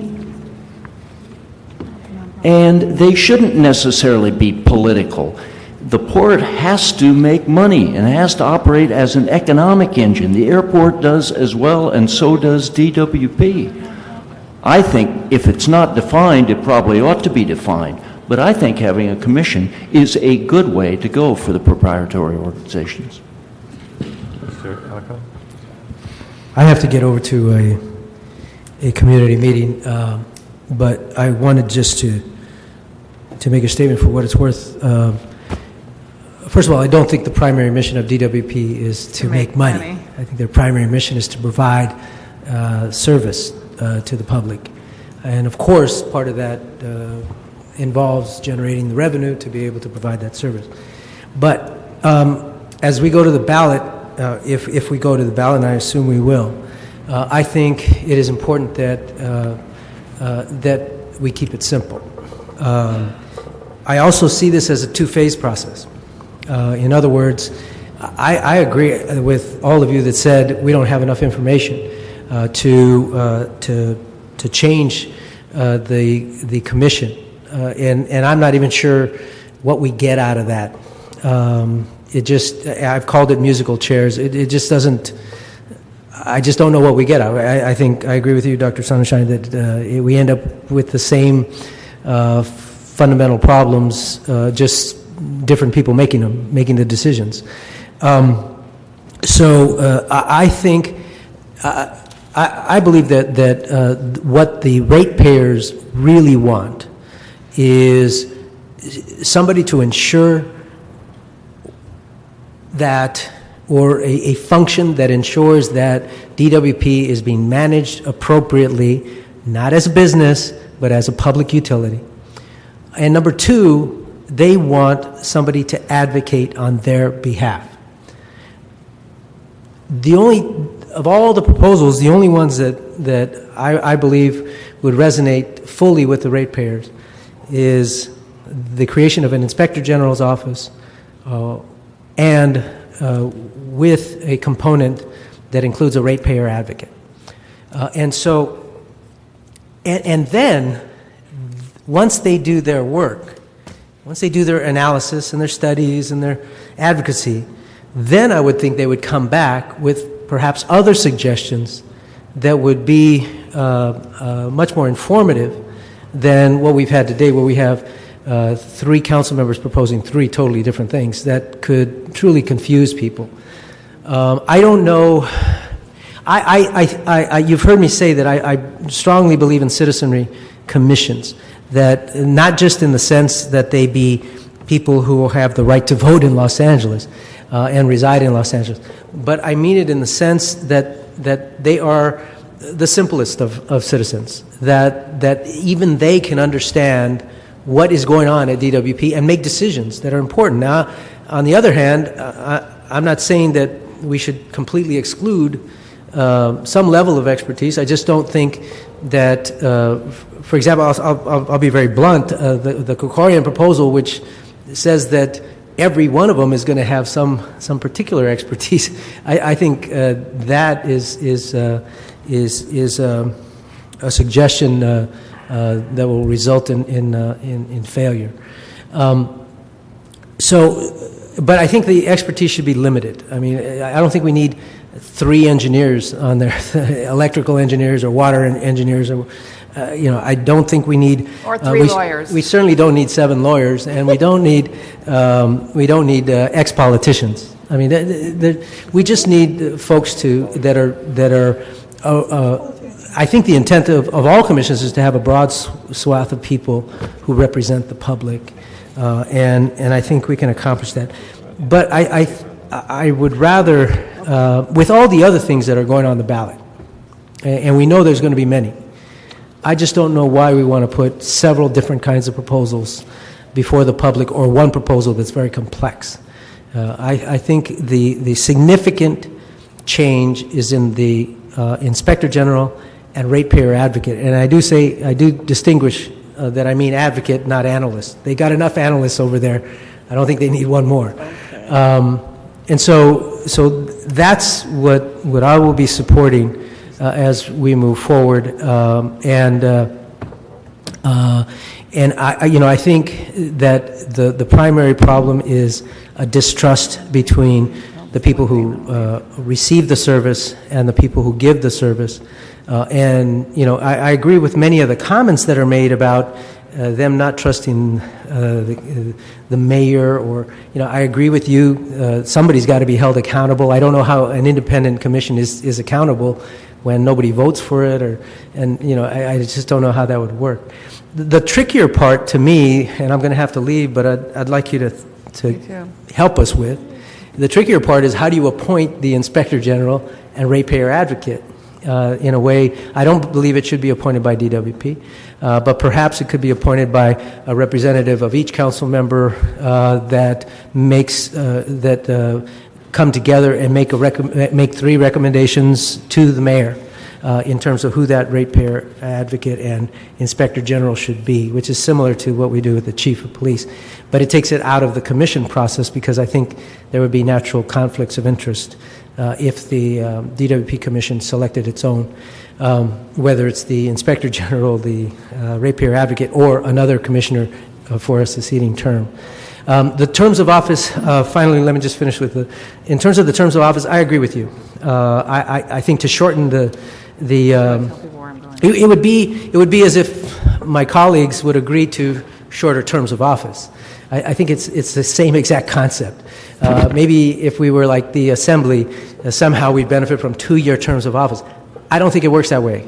Some of the problem, and having come from the legislature, I can tell you that 2 years in office is not enough to understand what is going on. 3 years, I don't believe is enough to understand a utility, regardless of where it is. I just don't think you can understand in 2 years. I'm reticent to go to 7 years, only because I don't think we've had enough analysis of that. I think if we keep it the same, that may be one of the things we ask the Inspector General to look at and recommend to us, along with the commissioners. I agree with you. There is institutional wisdom that develops over time. It can't develop in 3 years. And many of us have been around for all these years, and we still can't understand a lot of the stuff. Hey, Richard, can I just break in real quick because I'm going to okay, leave. I got to run, but those are my thoughts, and I think all of you have some very good comments to make, and it's very helpful for us. Right. Thank you. Right. I was going to say the same thing. I really did enjoy listening to all of you. It was really, you're very thoughtful, and you have a lot of experience. We should figure out how to do more of this on these kinds of issues in the future. I'm leaving because I just got word there's a major water main break in San Pedro. A DWP issue. At Western and Summerlin. The whole of Western is closed southbound. So I need to go down there and see what impact that's had on my constituents tonight. So that's why I'm going to take off. Good luck. Good luck. And there's no conspiracy about the water break. It was natural. Good luck with that. Boy. I'd like to invite Jack Allen to come up to the podium to give some public comments. He'll be followed by Chris Rowe. Thank you, council members. Good evening. I'm representing Jack Allen, representing the Pacific Palisades Community Council. We are ratepayers. We are investors in DWP. We have heard for years from our former employees and members of DWP how our investments are being squandered. We need a watchdog over DWP that is appointed by anyone but the mayor. We don't want them by the mayor. And that's an important issue that has not really come to focus in the council, is how do we select the ratepayer advocate inspector general? We favor the council doing the selection. Why? The word competence has been mentioned. We have much more confidence in 15 members on the council making the appointment than we do in the mayor, which is what the experience we've had over the past 2 years. We would like to have this ratepayer advocate not only appointed by the council, but that he can only, or he or she, can only be removed for cause, and the majority of the council. As for the commissioners, we agree that the 3-year term is not long enough. You've got to serve on it long enough to get experience, to get that experience to be able to run it. Now, we also would like to support the we're opposed to option 1, as we said, because of it appoints the mayor. We favor option 2, with the exception of the removal of the commissioner by a 2/3 vote. We think the removal of a commissioner may be by the majority of the council. Great. Thank you very much, and thank you for your patience. We appreciate it. Chris Rowe is next. After that, we'll hear from Noel Weiss. Chris Rowe, West Hills Neighborhood Council, but I'm speaking as an individual. You have 3 different issues that we've just discussed today. Who appoints the general manager, who appoints the DWP commissioners, and there needs to be an independent ratepayer advocate who's completely independent, who is actually an auditor, an analyst, not under the control of any city departments. It was 2 years ago in the Valley, I remember standing next to Soledad Garcia when we talked about Measure B going on the ballot. And look where we are today. The issues to me at that time was the feasibility of the project and the costs associated with it. And we were supposed to have alternative energy by 2010. We have problems with infrastructure, as Councilmember Hahn just spoke to us a minute ago about the bursting pipes. This issue is not being rushed. I disagree with you, because I've been at so many Energy and Environment Committee meetings with Councilmember Perry, and meetings where David Freeman couldn't answer her questions, meetings where Wendy Yancey is the only one that's showing up on behalf of the DWP. And I would listen to Councilmember Perry and President Garcetti and their comments about the real lack of faith of the community and neighborhood councils in this system. When I went to one of the DWP meetings, I looked at Austin Butner and I went, let's see, you're appointed as the deputy mayor, the interim GM, and the commissioners are all appointed by the mayor. So that means the DWP is run by the mayor. So there's no independence whatsoever there. I do believe that some of the people that are on the commission should be people with skills. I think there's nobody more skillful in this room than Nick. Thank you. Thank you. Noel Weiss is our next speaker. After that is Janet Turner. Good evening. Respectfully, I think part of the discussion is slightly over-lawyered and over-intellectualized. I don't think this is rocket science, people. I think it's a very straightforward situation. There's a hole in the system. The system is the lack of accountability, openness, and transparency, and citizen empowerment. City attorney can't do anything. Fraud, waste, and abuse can't be taken care of by the city attorney. The controller, structurally, is not able to do it, apart from the abilities or lack thereof of the current occupant of the office. We need, I get back, we had some questions here initially, and by the way, I didn't hear any of this need to delay when we talked about Measure B and ran that through. All of a sudden now, we got to stop and delay? I don't think so. We got to move forward. And the two core questions that I would propose essentially are, again, generally speaking, who gets what and why, and what are we doing and why? And let's go back to when we first started this process, where I didn't see any of these people at all of these meetings that I attended, when they had an opportunity to basically engage in the debate. And by the way, that's what campaigns are for, and that's when it gets on the ballot. We'll have that kind of debate, and hopefully we can do the kind of job that's necessary so that we'll get the full flow debate. But bottom line is, what are we talking about? Again, accountability, independence, openness, transparency, true citizen empowerment. Those are the principles. And everything you do should be consistent with that, and anything that's inconsistent with that, you don't do. It's not complicated, but it kind of is. And I think the principles that are before this committee right now, and since I've only got 30 seconds, I want to advocate, as I have in the past, for a public election of this person, or that would basically hold this office. Because of the fact that, again, we're talking about, we should not fear the people. People, we should not fear the people. You are elected by the people. If they are good enough to elect you, they are good enough, essentially, to be able to to provide the political legitimacy and the moral legitimacy for the person in this office to fill the gap that exists, because there is clearly a gap that exists, and we need this check and balance, and hopefully we'll look forward to getting a good proposal on the ballot. Thank you. Thank you. Janet Turner.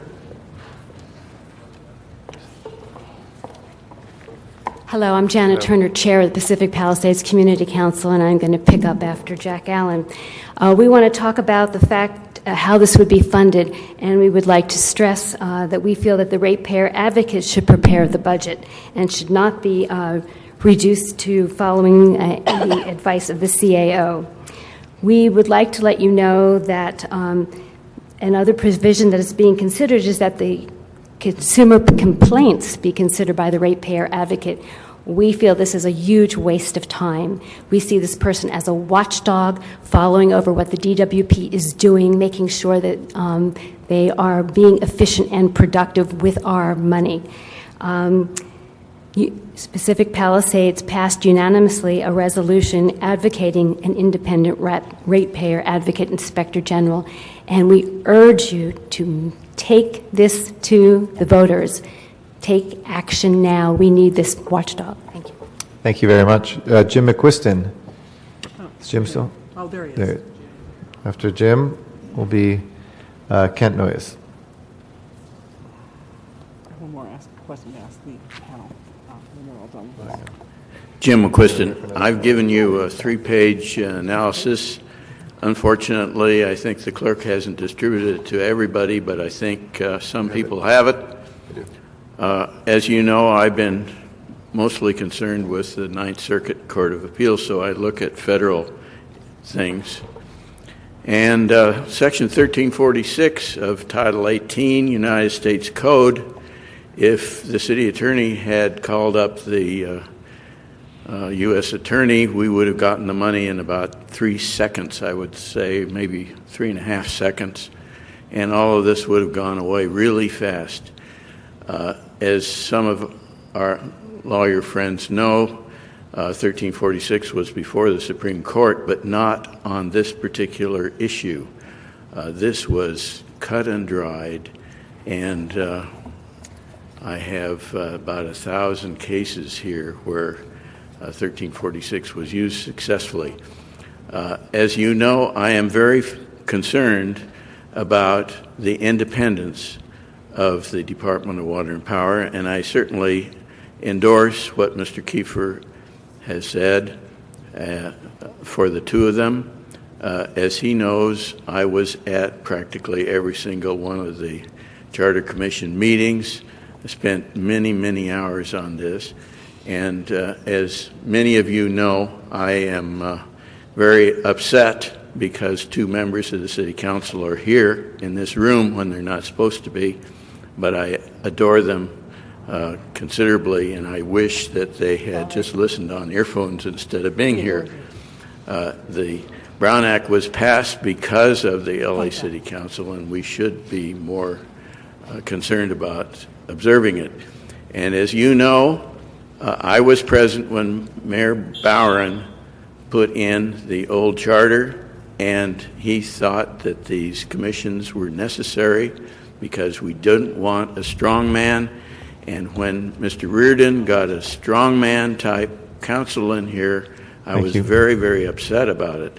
Thank you, Mr. And I'm also, as you'll notice in there, I am concerned about the City Council trying to be executive. As you see in my report, the mayor is the executive. Appreciate that. And City Attorney, did you want to address the Brown Act point? I know we agendized this properly, but for the record. There were only 7 members actually present, and so there was no Brown Act issue at all by Mr. Parks and Mr. Smith's presence here today. Okay, thank you. Kent, come on forward. Joanna Vanek Garb is our next speaker. Good evening. I'm Kent Noyes. I'm president of Water and Power Associates, which is a nonprofit organization that was formed for the purpose of informing both the public and public officials about critical issues that impact Southern California. I have 4 comments that I'd like to make, and I'd also like to leave this letter which explains in more detail.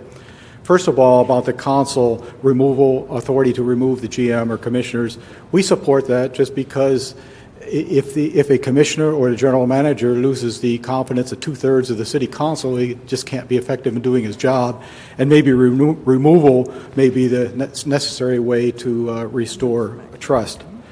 As far as restructuring the Water and Power Commission, we don't see the need for this proposal. The mayor is now accountable and therefore should appoint the commissioners. If the city council appoints some of the commissioners and the mayor appoints some of them, then it seems like nobody is accountable. And if the city council has the ability to remove commissioners, it seems like that should be enough that the commissioners would know that they also have to be accountable to the city council. As far as the Office of Accountability, we understand what the City Council is trying to do with an Inspector General or ratepayer advocate. However, we believe that the CAO's office, with the support, with appropriate outside support, can perform this duty just like they have in the past. Our concern is whether another oversight organization can really be independent and objective in this political climate. We're also concerned about its need to justify its existence. On the budget submittal and the surplus, we understand why the council would want to get budget information in time to incorporate it in their budget. We are concerned about the definition of surplus. We think that if it's carelessly defined, it could have just the opposite effect of what the city council is looking for. Concerns by the financial committee could cause higher interest rates. Higher interest rates will result in higher costs, and that'll mean either a reduced surplus or higher rates. Thank you. Great. Thank you very much for your comments, and we appreciate you waiting so long as well. Joanne, you are next, and then Maya Zettler. Given the history of DWP, its recent activities and treatment of the city, I think it really needs to be part of the charter. It needs to be carved in stone. At all of the meetings with your constituents, and I was at quite a few of them, the hue and cry was for transparency and accountability and independence. Adding the amendment for the CAO to provide the funding really doesn't sit well with people from neighborhood councils because the CAO just took our rollover willy-nilly and didn't take into consideration any past costs and whether it was justifiable or not.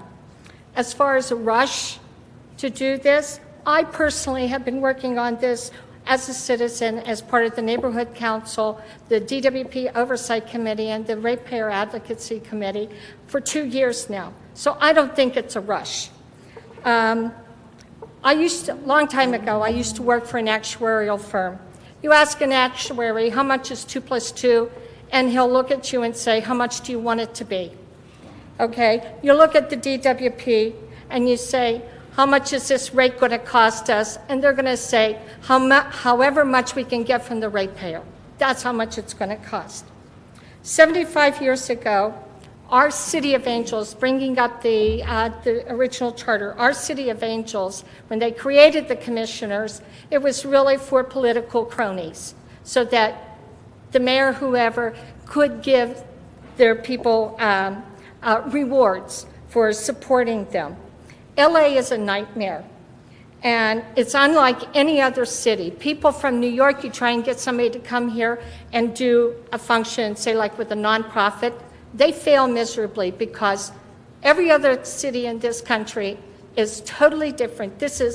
LA is its own individual beast. And my advice to you is to keep the proposition simple with no hidden measures, and it will let the voters decide. Thank you, Joanne. Maya is next, and then Daniel Weissman. Good evening. Maya Zettler on behalf of VICA, the Valley Industry and Commerce Association.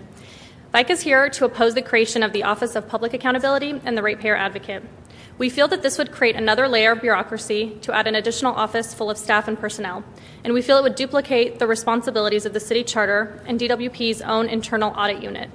Finally, we do not believe that this would entail or need a charter amendment, and we feel that there should not be a rush to place this on the March ballot. Secondly, in response to the removal of the general manager, VICA opposes removal of the general manager by a 2/3 vote of the council. We feel that the mayor should have the authority to hire and remove general managers as they see fit to carry out the mayor's vision for the departments and for the city. In response to the composition of the board, VICA has no particular feeling on whether to have 7 commissioners or 5 commissioners on the board. We believe that there is no particular reason for reducing the number of years for each board member's term. Yet we do support having some of the board members have expertise or technical expertise in a few areas. We are, however, adamantly opposed to having a neighborhood council designated seat on the Board of Commissioners, as we feel that this is too narrow of a focus for this commission. Finally, VICA supports alignment of the LADWP budget schedule with the city's budget schedule so that we have transparency and information as we carry forward the budget of the city. Thank you. Can I ask you one thing real quick? When opposition to Ratepayer Advocate, Inspector General, is that including one created by the department itself? No. Okay. Just creation through a charter amendment. Okay, gotcha. Thank you. Daniel Weissman is our next speaker. Thank you, sir. I'm going to start by saying thank you, Mother, to the lady who just spoke. All right. Get a little closer to the microphone so we can hear you better, Daniel. It's probably just as well. Okay. I hope all of you council members have a copy of the LA Neighborhood Council Coalition motion. If anyone doesn't, please let me know. I have them for everyone. You've heard Mr. Ray speak of this.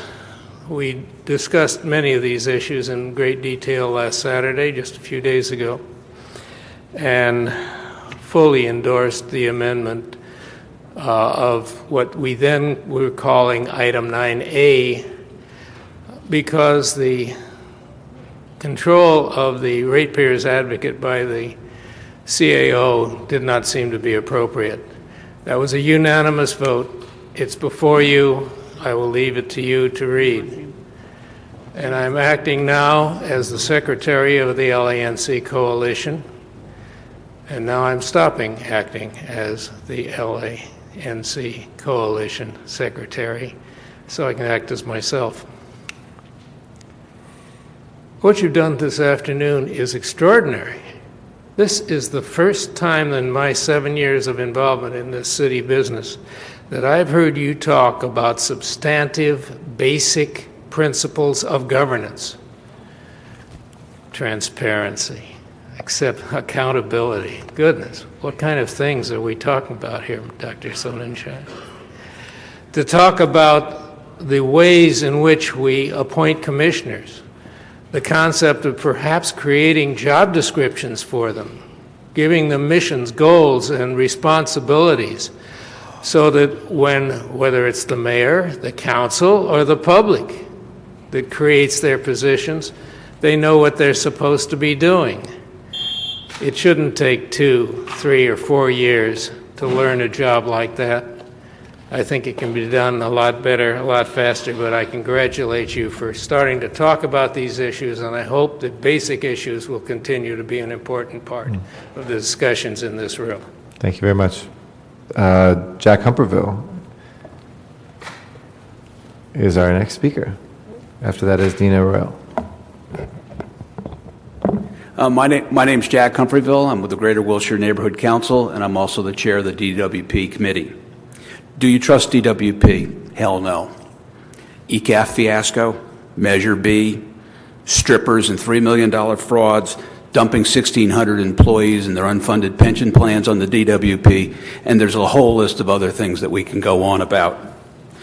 DWP has a $50 to $60 billion budget over the next 10 years. That's $5 to $10 billion a year in capital costs that we're going to be hit with. We need to have people that know what they're doing. I'd like to sort of come at this in a little bit different way. Over the last 2 or 3 weeks, I've received 6 calls from various friends of mine, whether they went to school with me, college, business school, or worked in the investment banking industry. 2 work for credit rating agencies, 3 work for mutual funds, and 1 runs a rather large portfolio for an insurance company. These are not the guys that run the deals on the day-to-day basis. They are the executives of these firms. They are exceptionally knowledgeable about the affairs of DWP and the city of LA, and they view them as linked. They think the DWP is obviously a very important cash for the city, but we went through the ECAF fiasco. They believe the DWP is out of control. 1,600 people, pensions. They tell us we have an $800 million deficit, pension deficit. It's more like $2.4 billion, and if you mark to market, and if you use reasonable assumptions, it's probably more like $3 or $4 billion. The city and DWP are going to go through crunch time, and crunch time is going to be June or July of this year when the city starts to go out and market its tax and revenue anticipation bonds or notes. This year we had a little bit difficult problem with the last 2 tranches, the ones maturing in May and June. I think it's going to be worse next year. As a matter of fact, quite frankly, I think the city's going to be downgraded. I think DWP has issues of being downgraded, and I think not DWP, but the city has a real issue about having its bonds and notes accepted in the market. And if they're not, you're out of business. Thank you. Thank you. Nina Royal is our next speaker, then Steve Twining. After Nina.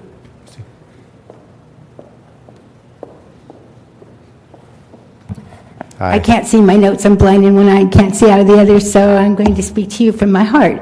My name is Nina Royal, and I have been a member of the DWP Advocacy Committee, the DWP MOU. I'm a member of Saving LA Project, LA Clean Sweep, and I served on the board of the Sunlatanga Neighborhood Council for over 6 years and presently on the Land Use Committee. There is no way in this world that I would ever do anything because the LA Times and the Daily News agrees with it. And also, FICA isn't the last word against 92 neighborhood councils. So I really resent the fact that neighborhood councils should not have a say-so. I'm also your great-grandmother, I'm your grandmother, I'm your sister, I'm your neighbor. I have to pay your rates. I'm the person you're going to be taking care of in old age because I can't afford you. I cannot afford to pay for my water. I cannot afford to pay for my electricity. I agree with Mr. Patsouras and the gentleman next to him. My brain is, I'm having a senior moment. Jack Humphreyville, absolutely. And also, I was in management for many years. I would not hire somebody to be a metallurgist who knew nothing about being a metallurgist. It's very imperative that we do have people that are commissioners that are knowledgeable about the technical aspect of the DWP as well as the financial end, and also people that care about your great-grandmother and your mother and your children. We definitely need a ratepayers advocate. What the DWP tried to do to us with Measure B is unconscionable, and fortunately we were able to beat that back. But we need an inspector general, or we need a ratepayer advocate, and neighborhood councils definitely should have some input into this, please. Thank you. Thank you, Nina. Steve Twining is our next speaker. After that is Michelle Gorakian. Yep. Hi, I'm Steve Twining, President Emeritus Bel Air Beverly Crest Neighborhood Council. I'm on the RAC leadership. RAC is 13 neighborhood councils and community councils on the west side. As part of the neighborhood council movement, the CAO should not be in charge of the funding, particularly of the ratepayers advocate. The city is corrupt. The contributions to the mayor and to the city council from the union, which is running the DWP. There's a problem when the employers are being funded by the employees. Maybe a long time ago. The ratepayers advocate should not report to any elected official or body consisting of elected officials or appointed elected officials, the controller, the city council, the mayor's office, the city CAO, the CLO, the DWP Board of Commissioners, and neighborhood councils. Therefore, the neighborhood councils should have a say. The ratepayers advocate will report to a ratepayers advocate Board of Commissioners on a frequent basis. The commissioners may not be a city, county, or state employee, consultant, lobbyist, or contractor, or any of their employees or union members, any elected politician or candidate who has been in office during the last 10 years, and any officer, past or present, of any political parties. Commissioners should be residents of the Los Angeles and DWP customers whose obligations are current. Commissioners must be chosen by the mayor from a pool of qualified candidates determined by the neighborhood councils, the business community, the multifamily community, subject to the approval of city council. And lastly, qualified candidates must demonstrate a level of knowledge and or experience of large organizations, finance, management, and engineering. Thank you, Mr. Twining. Michelle Gorakian left. Joyce Dillard is our next speaker. Is Joyce also left? Roberta Brodsky has survived. Hi, everyone. Thank you for your patience as well. I'm Roberta Brodsky. I'm representing Global Green USA. We commend you for acknowledging that significant reform must take place so that the DWP and the city can benefit from a well-informed and supportive public. As an organization, we've argued for years that more transparency is essential to a well-functioning department, not only to maintain the public trust, but to enable organizations like ours to be effective in our advocacy. We also agree that establishing an office for an independent advocate to represent LADWP customers is a great step forward. We urge the council to reconsider the title ratepayer advocate. Lots of people have brought that up already. And go beyond the DWP's proposal for a one-person office, or what's essentially going to be a one-person office. An understaffed office that is presumed to be narrowly focused on rates would hinder the larger intentions of this reform. Our goal is an office that can audit and review proposed LADWP programs and actions, providing ratepayers with objective, expert, and timely analysis, timely being key. We want to make sure that this office addresses the long-term comprehensive needs of the customers, which are not just about low short-term rates, but include clean air, safe water, low overhead, transparent decision-making, and informed choices. As you all know, very recently, California voters rejected the suspension of California's air pollution control law, rejecting Proposition 23, and County of LA voters overwhelmingly rejected it by almost 68%. They understand that moving California and LA toward a clean energy future may not be the easiest or least expensive of tasks, but they went with it anyway, and they want to be dealt with honestly and simply be informed before they make decisions that are that serious, and that's what we want this office to help them do. Thank you. Okay. Thank you very much, and thanks again for your patience. Wayne Spindler, to be followed by Terry Ellen Robinson.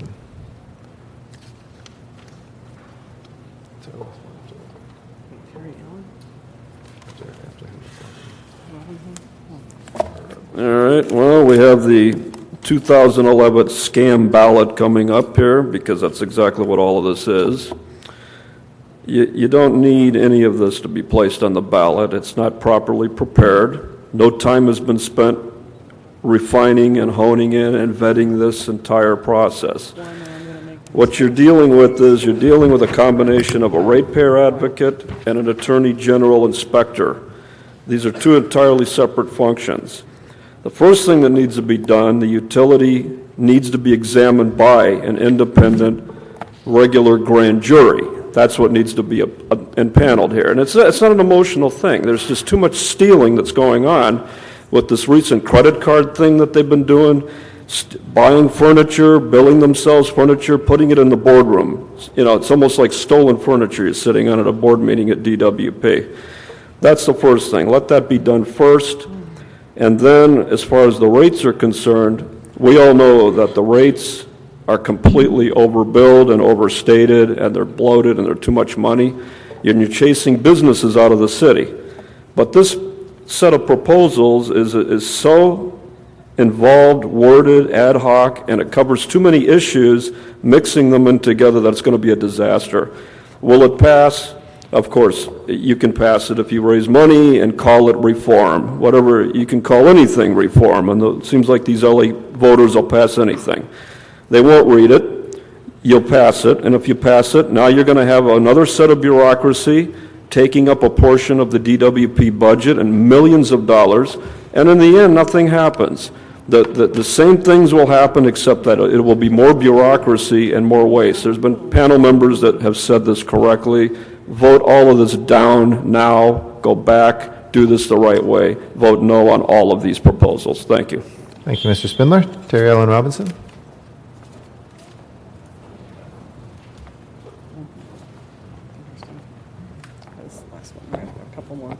Thank you for letting me speak.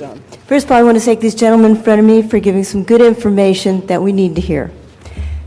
First of all, we have an elephant sitting in the middle of Southern California. No, this is not a Republican elephant. Our second to last speaker spoke about it. We have been mandated, regulated to go green. DWP has to be green and functioning by 2020. Now, they can't do it by themselves because we know that they're always asking for more and more money.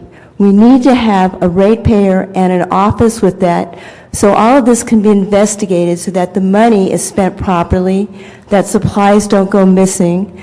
The DWP has already not got enough land to do the green infrastructure on, so they have to go buy and look for it. That I shudder to think what will happen.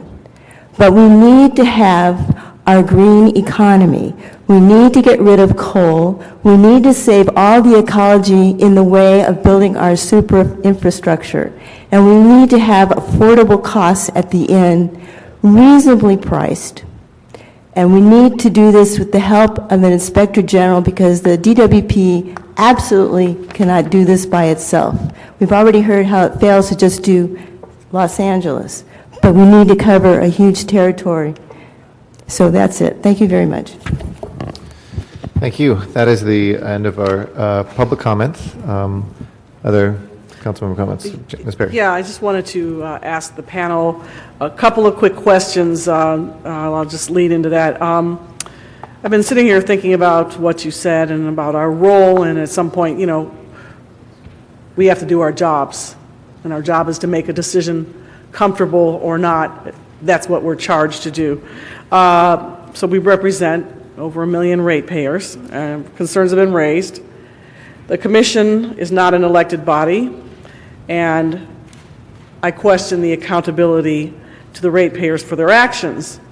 Ratepayers are not paying for other proprietary departments like the airport or the harbor in the way that they do for DWP, which makes DWP an exceptional and unique situation. Now, before the charter was revised, the city council, and I wasn't here then, but so I was a staff person, could make full use of Proposition 5, which enabled them to assert full jurisdiction over the Department of Water and Power or on any issue. Subsequent to that came Section 245, which, for example, we've used in the last year, in my particular case, over 20 times with the Department of Water and Power. The difference is there was full jurisdiction before, and now we have a situation where we cannot reverse an action. We can either send it back for reconsideration, reject it, or accept it. That's taken an enormous amount of time this year. So my first question is, would Prop 5 be a far better mechanism for the council to use? And the second question is, are all of you satisfied with the way that charter reform has held up, given the impact of term limits, and the way that the Department of Water and Power has been managed the last year with interim and acting GMs, both of whom were not subject to council review and consent? We'll start with Mr. Patsouris. Nick?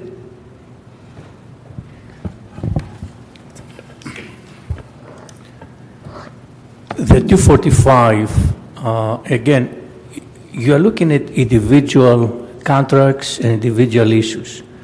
And you are dependent on what the staff will provide you. And I have witnessed time and again, in the last 2 times, they come in here asking you for a rate increase. And when you ask certain questions, after it has gone through the commission, you ask a couple of questions and the GM, the acting GM says, well, we have to think it over again. I don't know. The GM is telling you on this table, he does not know when he came to ask you for a rate increase. That says it all.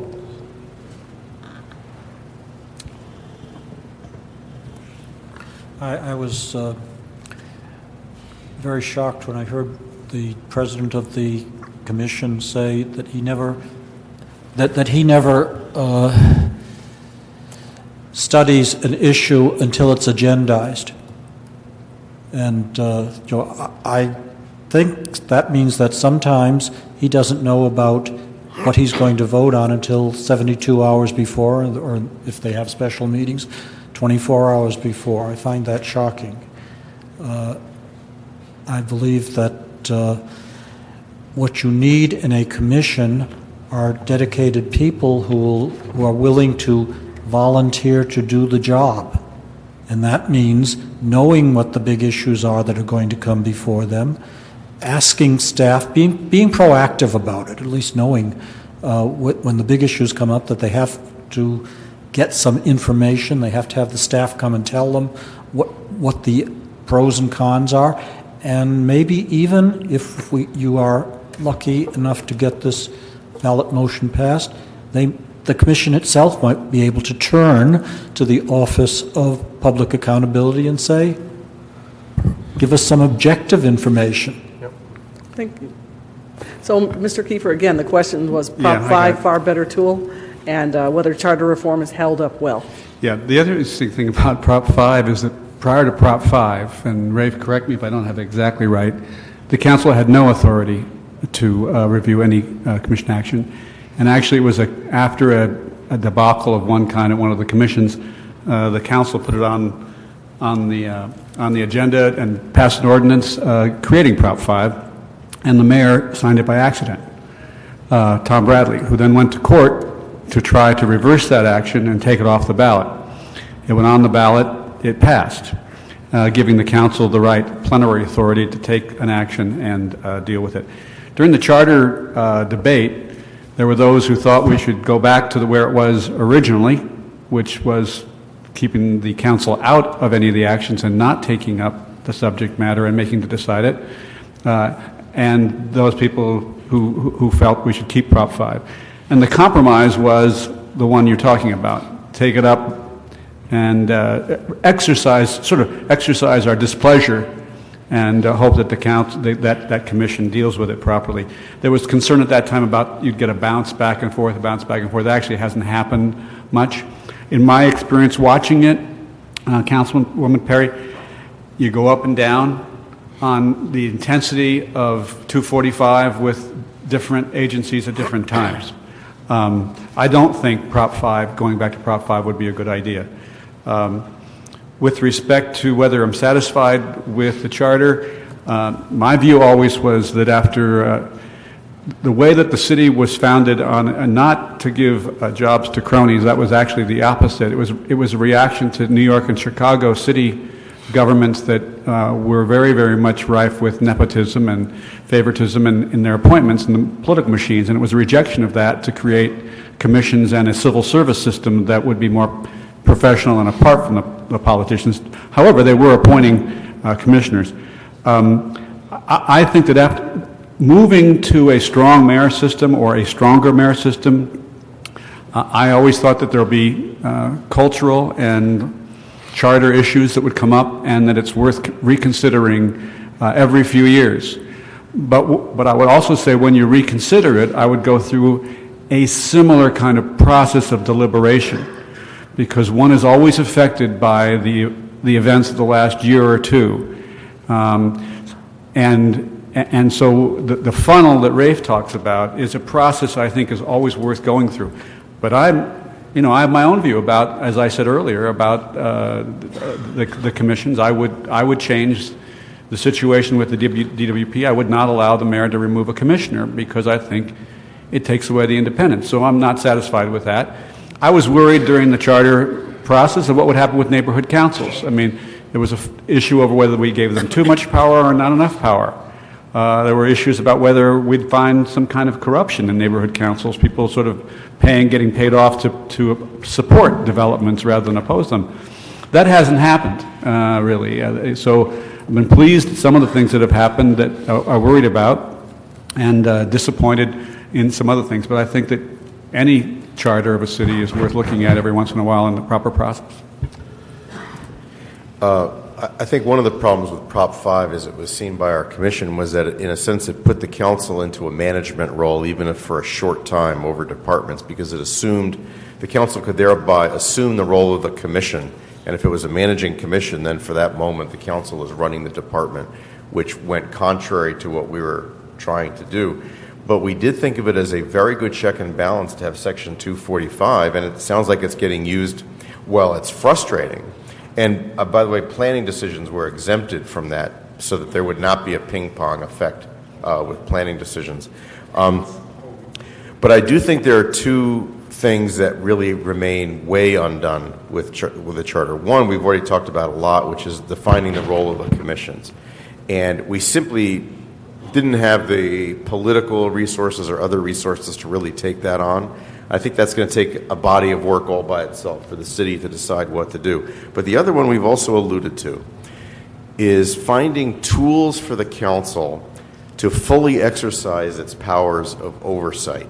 And I have to say, and I think George would say the same thing, you could say we were somewhere between optimistic and naive, that by telling people you're going to lose some of your management role over departments, but don't worry, you'll have all this oversight and it'll be so easy to do. And the truth of the matter is, it's actually not easy for any city council to do oversight. And the analogy to Congress just doesn't automatically work. And I think that we probably needed to put more tools into the charter to make oversight work more effectively. And the anecdote you just said, Councilmember Perry, is really shocking to me, that when you can't get the information you want from city departments, that to me is a violation of what we were trying to do with the charter. We were trying to say you trade not having a hand in the operation of departments, but having an eye on it at all times.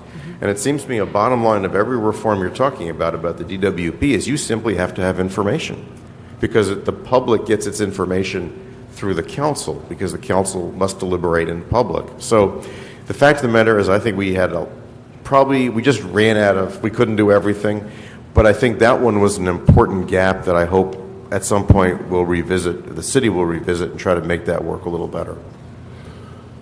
I don't have anything. Okay.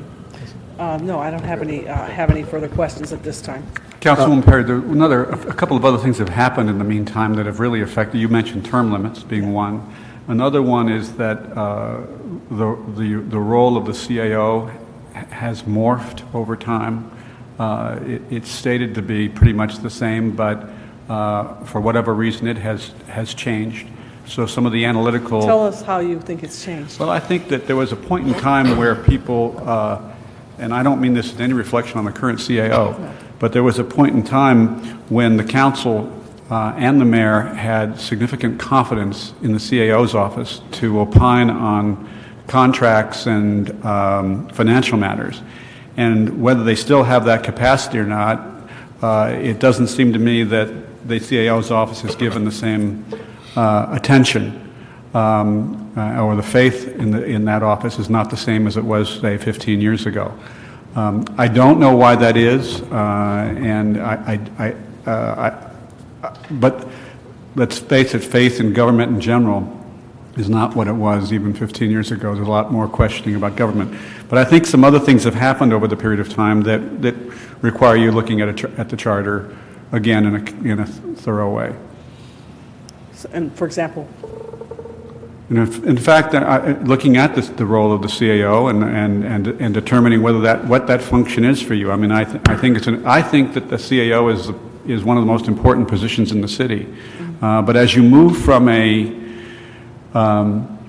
one system, which is a commission system and a weak mayor system and a strong council system, to a stronger mayor system, what is the role of the CAO? I mean, historically, the CAO has been sort of the deputy. I always thought of him as the deputy city manager for information. No line authority, but a lot of information, a lot of authority by what he or she can say. Sorry to interrupt. Our city attorney has reminded us, since that's not really the scope of what we're allowed to talk about today as a publicly agendized meeting, we should probably not launch the entire charter reform discussion, though it would be a good one, and maybe we can figure out a way to do that. But. Thank you. And Greg Smith, let it be noted, applauded Dion's advice today. Thank you. On that, and we talked about this a little bit privately, I don't think, from my perspective, I don't think that there's a loss of confidence in the CAO's office. I think there's a frustration that even the CAO's office can't get the information that the public deserves for us. So the problem isn't so much within the office unless we redesigned it. It's not that the culture has changed or the people are suddenly terrible or incompetent there. Quite the contrary, we rely on them. They did a very good job steering us through the rockiest shoals we've seen economically, fiscally here. But vis-a-vis the department, I think that was the disappointment was, and why I think a lot of people came on to Ratepayer Advocate that hadn't been on that train for a while, including the mayor, including now management at DWP, albeit in different manifestations, was because of that frustration that nobody can get those numbers until there's an independent, protected entity from within. And as we've discussed, that too, and I want to be clear about that, doesn't guarantee success either. When there was the Inspector General of the police department was established, when there was a hostile chief, it was very difficult to get that information, and it required also a decent chief. So there's really 3 or 4 things we need for this to succeed in the future. We need to try to get the information. I think a ratepayer advocate, Inspector General can help us get that. We need to have a mayor appointing commissioners who, are focused on that job. You need the council to be doing its job in assessing them when they come through. And you also need to make sure that there is, at the end of the day, a good bureaucracy around this. But, none of those by themselves guarantee success. Each one guarantees a better shot at it. But I wanted to, there's 2 things. One question is for the panel and one for the city attorney. For the panel, is there anybody up there who opposes, the advantages of having somebody independently calculate DWP's numbers?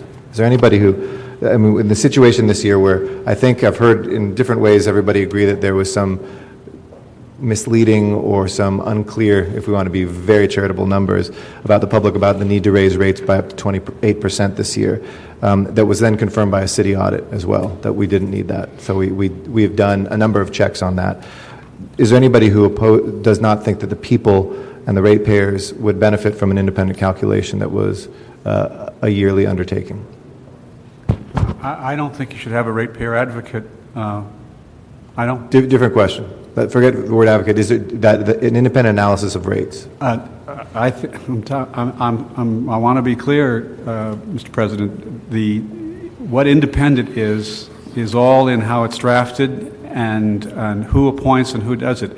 If I were you, I'd have the CAO be your analyst about rates. That's me. I wouldn't, because the notion of I'm not trying to lead you into ratepayer advocate and supporting it, but I think I just heard you confirm that, yes, you do believe that some sort of independent analysis that isn't from the DWP bureaucracy that does it right now on rates is a good thing for the city. Okay. It's a general principle. I just want to make sure, because there's some who say, oh, well, what are people's real agendas? And I want to make sure that that's on the record so everybody knows that there is unanimity on that. There's disagreement on perhaps how that gets accomplished and who should do it. Is that fair? Mr. Sunshine, did you want? Yes. Okay. And then one question for City Attorney, and then Mr. Kretz, I know, has something. In terms of the issue between what the neighborhood council term sheet had and what some of the concerns that the charter reform folks had on putting a number down there, I want to ask the City Attorney a legal question, which is, if the duties of the office are defined and that it be mandated in the charter that the office be funded at a level so it could carry those duties out, would the city be legally bound to comply with that? Is there some scenario in which somebody could take that away and say, sorry? Or if we put that in our charter, does that legally bind us to do that? Yes, Mr. President, Fred Merkin here. It really is a question of the sufficiency of the mandate in the charter. It is possible to write the command sufficiently well that you can actually mandate that something be done within the parameters specified. So it becomes a drafting challenge to capture what the intent is of the council at that point. And as there's a number of things which, when we've had these discussions, both privately and mostly publicly, an implementing ordinance to any of this will detail some things that we would, and I think charter reform folks said, there's many things you don't want to put in the charter. You want to put what the principle is, and then, as we've done here commonly, we have the implementing ordinance for that may be more specific. And one could then put that in implementing ordinance. That is correct. Once again, it becomes a matter of properly crafting the language in the charter so that it's clear that particular details will be implemented by ordinance. But if that's done, then what stands behind the ordinance is the command of the charter itself. So if you're the one who's helping draft it, you feel you could draft it to make that legally binding language in place to make sure that there couldn't be the ability to take away the funding. This was a worry and a legitimate worry of folks that the funding, the so-called poison pill, et cetera, that the funding could be taken away. Could that be written in such a way? There is a way to require that. It's really a question of priorities within the monies available, but there is a way to command that this may get perhaps the highest priority or some very high priority, such that that becomes a guarantee that it will be funded. So it becomes a question, I think, of a dialogue between the city attorney and the council with regard to exactly what you want to command and require, and it becomes our mission to capture that intent in the language we present to you. Chuck, did you want to I answer? want to point out, Sure. the neighborhood councils did not ask for an absolute amount. We didn't say 1 million, 2 million. We spoke in terms of Percentage. rates. Right. That's a different kind of thing than an absolute amount. Sure. And so we are saying a very minute percentage of the gross revenues is what would be a minimum amount to fund this office, and that it would carry over into a reserve fund only to 3 times that amount. So that once that reserve fund is filled, we would feel very comfortable that the Office of Public Accountability had total independence from the financial side, so couldn't be controlled Sure. by turning that spigot on and off. Okay. Nick, did you want to add something? Yeah, please. Mr. President, however, you have to define what the office includes. Mhm. And I made a Do you have the suggestion. do you have the definition that we passed? I made a suggestion, and this is not my suggestion, it's the Inspector General of MTA that I talked to her, to have investigators, auditors, clerical, technical, and legal staff. Once you establish that, you can establish the budget, and also as a suggestion, is the budget should be of the Inspector General's offices of similar number of employees as a parameter. Dr. Sonderson? Dr. Sonderson, do you want to add? Please. I'm just thinking that it's going to be very important to decide, if you do go forward to this proposal, whether you're talking about someone whose job is to find out correct information and someone who's investigating wrongdoing. Those are two very, very different, they could be overlapping functions, but they, as has been pointed out already, those are definitely not the same thing. And it's two separate decisions whether you want such an office, should it occur, to have both of those functions. That's a difference not of quantity, that's a difference of fundamental mission that would have to, you'd have to really debate that one, I think. Mr. Kretz? Yeah, I just wanted to follow up on a point that was made a few minutes ago about the ratepayer advocate and the CAO. I support the ratepayer advocate, but it's with a certain amount of skepticism. And what was said about the CAO, I should point out, I haven't heard anyone in the council express doubts in the CAO's current capabilities or a lack of respect or anything like that. And yet, the DWP, in the eyes of many of us, was able to stonewall the CAO and not give the kind of information that we would have wanted.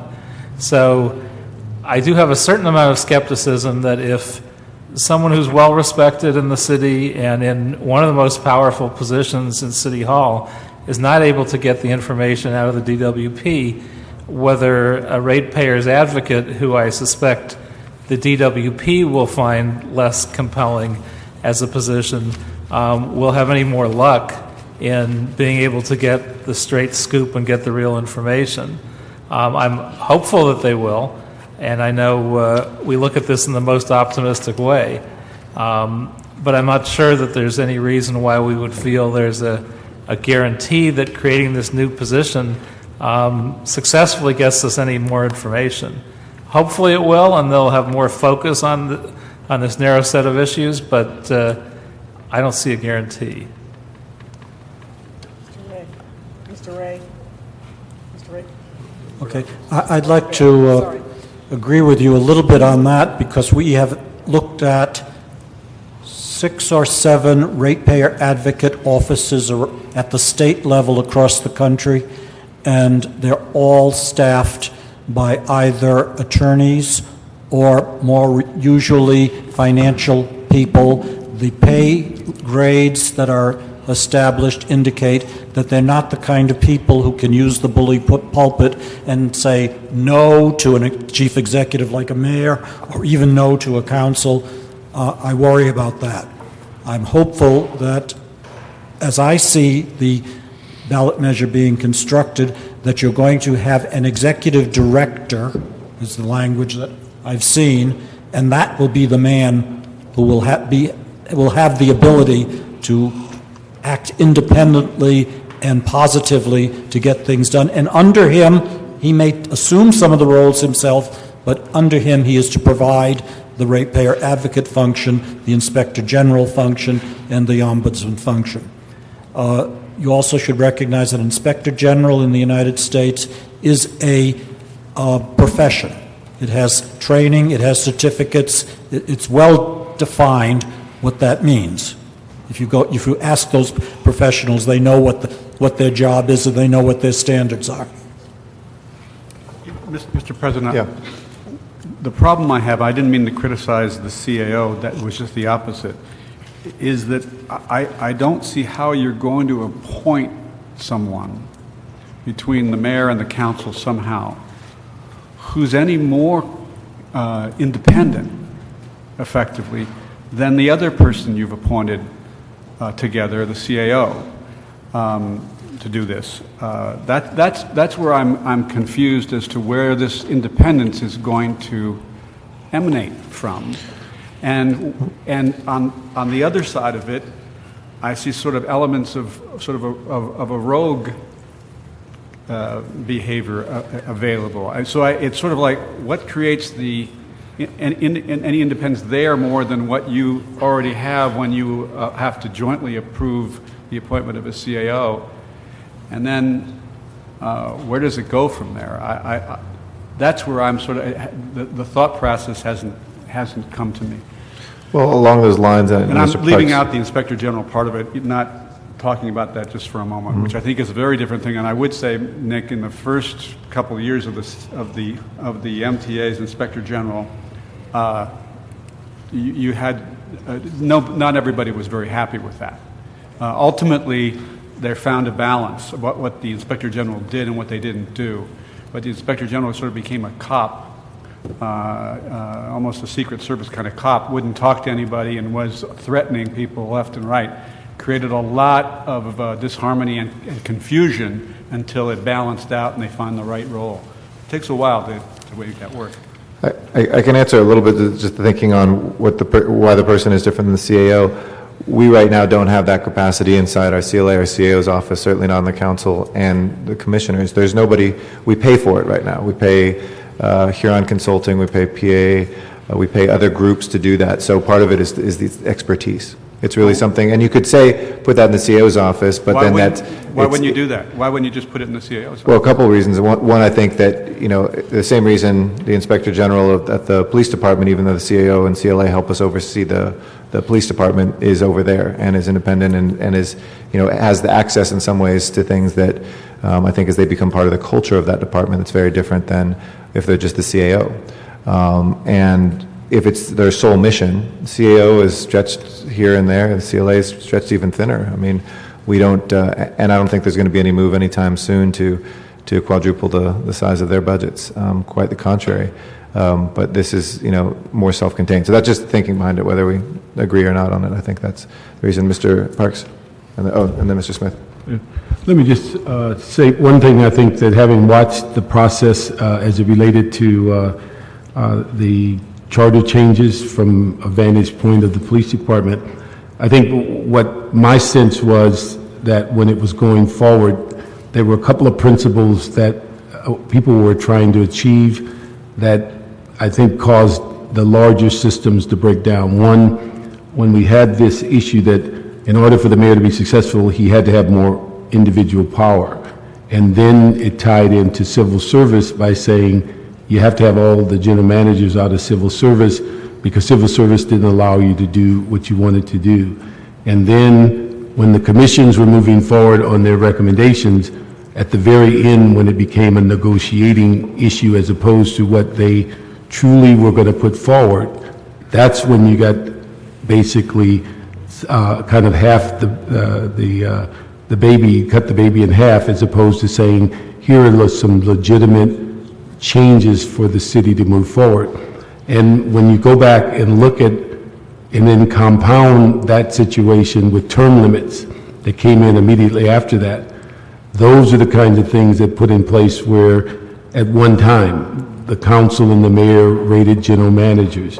that process disappeared almost immediately. Civil service was to blame for not being able to get what you wanted. What you found when civil service was eliminated, general managers started counting 8 votes versus 7 votes, and they gave you what they thought you wanted to hear. The other thing, when you talk about the CAO, you can draw a direct line of when the CAO's office became less independent, is the day that Bill Fujioka didn't do what Mayor Reardon asked. And he said, I'm going to fire you. And it took 8 council members to give him his job. And then what proceeded after that was this reduction in his budget. You can draw a line to it, and from there on, the Keith Comrys and the Pipers of the world disappeared off the face of the earth. And I think it's one of those things I never forget. I asked Xavier Oslowski when he left the council and went to the Board of Supervisors, what did he find the most significant difference? And he said, the most significant difference, he said, when I sat on council, the general managers used to drive me crazy because they would come in and tell you their best thought and their best opinion. And they would say, take it or leave it. He said, when I went to the board, I'd ask the general manager his best thought or her best thought, and they'd say, whatever 3 votes carry. So that's where we've migrated to on the strong mayor kind of people without the independence. And I don't know where people thought general managers were going to fall on the side of, with all of a sudden, there was no ability to have substance or longevity in your job, and then you're brought before a body that says, okay, I want A, B, and C done. You will find, as one of our better chiefs said years ago, if you give a person, if you give a person a job that needs a job, they'll do anything to keep the job. And that's what we have created in the dynamics of the city, and then it's compounded by the term limits. And so I think that's, when we used to have the terms of ward and power, I think it went 5 years, and they went 1 year beyond the term of the elected official. When you had the general manager selected by the board and the mayor selected the board, you had some line of independence there. But when it was changed, and the ability of making the change said one person appoints both, then it became basically a rubber stamp. And I think the other issue is that when that 245 versus the Prop 5, council, in reality, is the final say on almost everything with 8 votes. When you take away their ability to, and it's not managing a department when they reach in and say, we're not going to allow you to do this, but on the other hand, when you don't allow them the ability to be the policymakers of the city, you then cause this dynamic to come up to where a ward and power who, if you don't watch their agenda, you have no idea what they're doing. If you just by chance see something and you say, oh, we better look into that, now you're playing catch up. And just as we saw recently with no forewarning, the DWP board was going to stop all transfers to DWP because they were concerned about their pension. We said, we commend you for being concerned about your pension. On the other hand, we just don't think you should stop the whole personnel process in the city about transferring people into your department. And so these are the things that just gradually have deteriorated, and to the point now we're looking at it and saying, how do you bring back some reasonableness into this? How do you bring back into the system some accountability? Because in my judgment, when you took general managers out of civil service, and then you said the accountability was going to ride with the mayor, in effect, the mayor's office is not the place where accountability has been a reasonable place to put over time. It's been the general managers. They have been the glue that held this city together. And when you had strong CAOs with Piper and Comrie, they were true. And the thing is, but they had a system to where they were able to work the system, and never did they go home thinking, I'm going to get fired tomorrow, because they had basically the respect of everybody in play. When that whole system changed and said the general managers and all were under the purview of the mayor directly, that's when the whole system began to teeter, and when all the controls that were in place that managed the system, rated the people, gave clear direction, when those dissipated, and then when term limits came in and people that were policymakers knew less than the people that they were basically interviewing and talking about why and where the numbers are, that's when this whole thing got where we are today. Just an interested observer from 50 years in the city. Mr. Smith. Yeah, and on that same point, I'll get to that in a moment. George, to your question, is why not the CAO? I think there's two very good reasons. One is just the public perception. If you take a bureaucrat, because that's what they'd be in the CAO's office, a city employee that's vested over there, and we could certainly define a lot of the job requirements, et cetera, but nonetheless, you're putting somebody in a government office versus an inspector general, which has the appearance of independence, the appearance of the right to look into the department and see what they're doing, who is truly removed from the body here, this building here. I think you give the people some confidence that it's not the same old system. But more importantly, if we were to vest it in the CAO's office, that's exactly what would happen. Because now you have, as you've advocated for, a commission appointed by the mayor, overseen by a CAO appointed by the mayor. We've changed nothing. There's no confidence on the part of the public to believe that anything will have changed. It is a mayor-dominated department with oversight by a mayor-dominated department. So I don't think you breed any confidence of transparency whatsoever in doing it that way.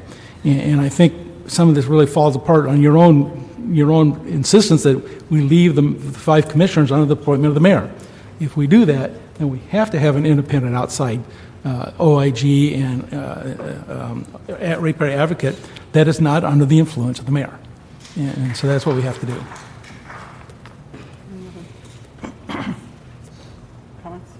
Any other comments, thoughts? Anything else you guys would like to say in conclusions? How's the water main? Anything else, gentlemen? Well, again, thank you to everybody. Oh, Mr. Kretz, sorry, go ahead. Just a question. So where do we go from here? I assume we're not making a decision now because we don't have very many committee members. What's the process that we think we move forward on? Do we take the suggestion of some of the folks testifying and take a slow, gradual, very carefully analytical process? Do we have another meeting and make our decisions and put it on the ballot? What's the plan? Mr. Koretz, maybe I can give you a little, I don't know if you were here in the beginning, but, we've already instructed the city attorney to prepare ballot language that we voted to instruct the city attorney to do that. We have some time, but I think it's coming back in the next, week? It has to come back by the 17th. Yeah, so the discussion that we can have subsequent to today is on the issue of governance. I think if I can frame that appropriately, governance structure, way commissioners are put on and removed, the way the GM is put on and removed, and whether or not we want to include that as part of the package or whether we want to delve deeper and longer on that issue. And we'll have to discuss that as a full body, the full deliberative body with the responsibility that we are charged to do. And we'll have to bring that to council to pursue that. I don't know that we can make a decision on that today. I don't think that we can, but I do think that we should bring it forward to council rather quickly to have a more in-depth discussion. Maybe you can come back if you'd like and spend 3 hours with us. But I do think it was extremely... Just like old times. Yeah, just like old times, like you never left. But it was extremely helpful, and I think I can speak on behalf of all of us, expressing our appreciation for your willingness to do that. Yeah, and Mr. Kretz, I think that those elements will all come back drafted. I mean, there may be small tweaks we can make on them in terms of, for instance, the funding element or which of those, without a change. What we did is we split them so that the budget and the Office of Public Accountability piece stayed in the full council. So not any changes to those three elements. And then the governance piece, we still have our committee reports. That's what's governing the drafting right now of that. Then we can decide in the final vote, do we put them all together? Do we put parts of them on? That's what the final vote will be on, which pieces of these we want to put on. So are we looking at doing that only in the full council, or are we looking Yes. having come back to committee first? Full council. Full council. Okay. And this was also agendized, I believe, as a special meeting of the council in case we had more than 7 people, right? So this could have been, that would have allowed us both, if we had under 7, to Mr. McQuiston's point, and over 7 members.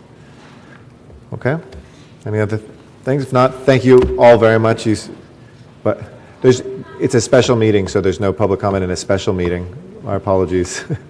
But as a special meeting, it's part of the Brown Act. Special meetings can't have public comment, but you can talk to us. Sure, we'll be happy to talk to you. Thank you.